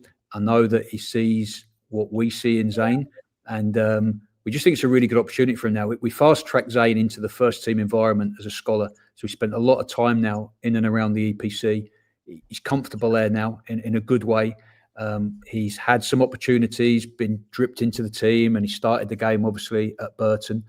But we can't be selfish here and keep him for the next 4 months for 3 games if we don't think he's going to get lots and lots of football. So this just gives him a brilliant opportunity, really competitive league, full-time club, manager we trust, opportunity to play, create a little bit of a CV for himself. We've got the option, if we want to bring him back in January, we can do that. And yeah, it'll be good for him to leave home again. It'll be good for him to leave Lincoln. It'll be good for him to go and spread his wings and see if he can embarrass MJ when they play away at Glentoran, or I think they play them in a couple of weeks at home. So brilliant that we've got clubs coming to us for our young players. I think that speaks volumes for what the academy have done and for the quality of those individuals as well. And we've seen them in the past, that loan to Drogheda. I know it's a different league, but it probably made it was a massive part of making where Freddie is today. It was huge in his development, and yeah, we're really keen to get our best young players out playing football in the right level, and I think this was the right option for Zane. Yeah, absolutely. Let's really hope he can truly relish that challenge. Now, the final question, and then I think the final player that we're going to touch on is probably the big headline of the window overall, and definitely the big headline sale. Jovan Makama, what a move he's got, and what a good bit of money we seem to have got for him as well. I think it's, if I can say this in the right way, so I don't want to sound provocative at all, but I think it's really good as well for the education of all of us as a fan base, as a football club, to see what development actually looks like in reality. And sometimes we bring players in maybe like Oscar early in their development curve, but they've still got the first 20 odd games, their appearances in the EFL. When a player comes through our academy, you actually see their very, very first steps in football. You see what that looks like, and it'll be impossible to believe that it looks perfect from day one. So those bumps in the road, those difficult moments, well, I remember him missing from 3 yards out against Stevenage, I think, at the beginning of January, when everybody was frustrated because we couldn't score a goal. And the crowd sometimes reacted in a way that they were frustrated with him, and no one understood that this guy that was 6'5", why couldn't he win this header every time? And he didn't look like he was running hard because of his running gait, maybe. But then when you look at the data and the stats, his running was outstanding. So it's just a big education, I think, for the patience, the perseverance, the belief, the trust you have to show in young players. And if you do, and we back Jovan's talent, we knew when we signed him from Derby County when he's 15 years old, and we knew what we potentially had on our hands. He's got Premier League genes. He's there's not many players with his type of physical attributes, technical detail as well. We've had to help him develop an elite mentality. That's helped by the environment Michael and the coaches created, the EPC. It's been helped in his early time here by the environment Tom Shaw created and Jordan McCann and others in the past with the academy. And there's been moments we've been tested because Jovan makes mistakes off the pitch as well as he makes them on the pitch. He did. But that's when young players need your faith in them and your trust in them. It's not when it's going well that they need that. They need it when it's going badly. And that's the reward the club gets in the end financially, is for sticking with Jovan all the way through those moments and showing massive belief in him. And hopefully then the support base sees the value of that, the value of unconditional support for those young players. And that's the way the club's going to develop in the future. So brilliant for Jovan, brilliant story, but I think really good for all of us as a football club, just to see how difficult that journey is and how much faith you have to show along the way. But if you can hold your nerve and show that real belief and faith in people, and it's not, what's the word? It's with judgment, it's not, it's not there for, we're not just doing it blindly. There's faith and belief because of judgment. But yeah, then everybody gets their reward at the end. And can I touch on one other young player? And probably we've got two brilliant young players in the same position, three if you include Jamie Partington, who's like an outstanding character as well. But like George Wickens, the reaction to George Wickens' performance away at Bolton this year compared to away at Bolton last year, probably quite different. Same goalkeeper, same young man with loads and loads of potential, loads of ability. We brought him to replace someone that was almost irreplaceable in everybody's eyes at the end of his loan spell. But when he arrived at the club, Lucas, it felt like Carl Rushworth was irreplaceable. So we just have to give really talented young players time. And that's why there's 4-year contracts, because there will be bumps in the road. But if we want to really realise their value to us on the pitch and beyond by how we can sell them at the end or the right part of the journey, we have to show massive belief on the way in. So, yeah, maybe George, maybe Zach. Like, again, what a talented young goalkeeping department we have with those two fighting for the number 1 jersey. It's not just Jovan that we have to show faith in. There's others as well. That's brilliant. Thank you so much, Jez. One question that somebody's asked on is, will you be back on the Imps Plus comms anytime soon? I think it went down quite well. I appreciate that. I wasn't in the best place, or I went pretty quiet in the 97th minute. I didn't know. Yeah, that was tough. But no, I enjoyed it. I don't think you can do that with a guy like John Helm and not enjoy it. He is like the absolute consummate professional. What an unbelievable guy. I don't know if I'll be as nimble as that or as dexterous as that at his age. But yeah, he's just a top professional. So that was a pleasure, as it is with you guys. So thanks for the show again. Thanks for what you do. Sorry that we've got one in post the end of your show. That's the problem of finishing at 7:00. But yeah, thanks for everything you do, and hopefully a couple of weeks' time, when everything settles, we can pick the bones and some of the detail again. Yeah, lovely. Well, thank you so much, Jez. It's been a pleasure to speak to you, and you can now go and get a night's sleep, the first in months, no doubt. Top man. Thank you. Thanks a lot. Cheers. Right. Let's bring the whole team in because we are going to be closing the show fairly soon. When I say let's bring the whole team in, Ben, that's your cue to bring the whole team in, because there we go. Sorry, I'm just reading. Sorry. What book have you got there, Ben? I don't know. It's I picked it up at the weekend. It's a good little read, this. available on Amazon, and from the Trust stand against Wigan, if I don't get waylaid on the high street with it being Chris Lamming's birthday. All I'm going to say is, as always, wow. And I know that we get told that we're sycophantic, but anybody that actually takes the time to listen to Jez, I can't understand how there is any negativity in terms of intent. There's the intent from the people at the football club, and Jez there speaks for a recruitment team, by the way, and he was quite clear on that when he's talking about even. But it's just fascinating, isn't it? I don't know how we've just had 40 minutes with him. It feels like I've been on like 5 minutes. That's about it. Yeah. So yeah, absolutely stunning stuff. Yeah, no, absolutely. I think the stories of like the behind the scenes stuff around even. I mean, how on earth do you get that sort of, level of detail from anybody? I don't think we hear those sorts of stories at all, unless it's on a documentary years later. It's just mad, isn't it? So yeah, just genuine thanks for that. And obviously, the amount of work that's gone in to a lot of these transfers is stuff that's crazy. Like, we don't understand it until we can have those sorts of insights. Emily, what have you done to your tie? I've just turned it around. So in case people didn't know, this isn't a real tie. I made it out of cardboard. I know it looked very realistic. Is it out of a Weetabix box? Well, it's Bixie's. Okay. So, as good as, we're not sponsored by Bixie. I just had a thought. Could you imagine if it was just revealing a player's name or something? Wouldn't that have been a really great end to the show? But sadly, no. We're not signing Mr. Bixie's. If our new signing is called Bixie in any way at all, it isn't a foreshadowing. We generally don't know. I think we're close to wrapping up, aren't we? I mean, we've covered all of our new signings. We've had Jay. I mean, how can you follow it? Well, you can have Chris. Yeah, can you get? Oh, we've got Chris as well. A team all together. Have I missed anything of note? Yeah. Yeah. Are you aware, Chris, that we've signed somebody else on loan, but we don't know who, and it hasn't been announced? No, absolutely no idea. I've been working. A last-minute, exciting. Yeah, a last-minute player that has gone through. We hope a loan signing that was previously not available to us, and has now they've contacted us and said this is now a goer. So that'll be interesting. Very much so. That's to look forward to. So.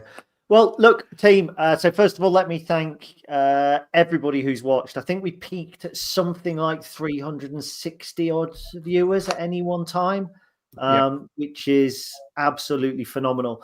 So many positive comments about the interview with Jez. And it says top interview. Literally all Charlie and I had to do was say player names. And then Jez kind of filled in the rest with consummate knowledge and professionalism. So really pleased about that. Overall, the transfer window started very, very slowly and then has exploded into life. So I think overall we could say it's an intriguing transfer window. We can't say good or bad until we've seen the players play, but it certainly has the early markings of one of our best, I think. Yeah, it's definitely filled out the squad, hasn't it? I know the thing that we were saying beforehand was the thing we lacked was depth. And I think we've now got that depth and then some, probably. I think we've really got some options in more or less every area of the field. Anyone else? Plus a mystery player. Yeah, and a mystery player, yeah. I mean, 4 signings on deadline day seems the most that we've had in quite a few years. Yeah. And we needed a left back and we got one. Yes. What more can you ask for? Well, we didn't need a left back because, as Jez quite rightly kind of picked us up straight away, that Riley has done. He has done well, and I think he did look at times like a centre half playing left back, but he was very competent. I mean, we were quite praising. When Jez said, "Can I pick you up on something?" I actually thought he was about to address Emily's underwhelming reaction. I thought, you know what? If that was the case, I was just going to bring Emily in and go, right, there you go. I'll be back in 5. There you go. Here's the Wolves. Away you go. Yeah. So, guys, I've got to go because I've got an episode of Bosch to watch on my new television, which I'm quite excited about. But can I just say thank you, not just to everybody who's watched and commented, who makes this, but also thank you to you guys. I think it's been one of our best, and that's not just because Chris has missed most of it. I think it's been good. Great interview with Luke, lots of great insight, great production. I think we've done well. So thank you, all of you. No worries. It's been very fun. Thank you. Very much enjoyed it as always. Thank So you, I think- Gaz, for organising us all as well. I didn't have a real job to do, and in our WhatsApp chat, you were all going, "Oh, I wish I didn't have a real job to do." And at the time, I was just getting ready for a run. I was like, "What now? A real what?" So yeah, brilliant. I'd go through all of the comments in that, but like Jez, if I'm honest, I'm a little bit weary because it does take quite a bit of planning and putting together. So I think there's probably only one thing that remains to be said, isn't there? Is it go and check your new TV out? No, but yes, it is Up the Imps. Up the Up the Imps. imps. Up the imps.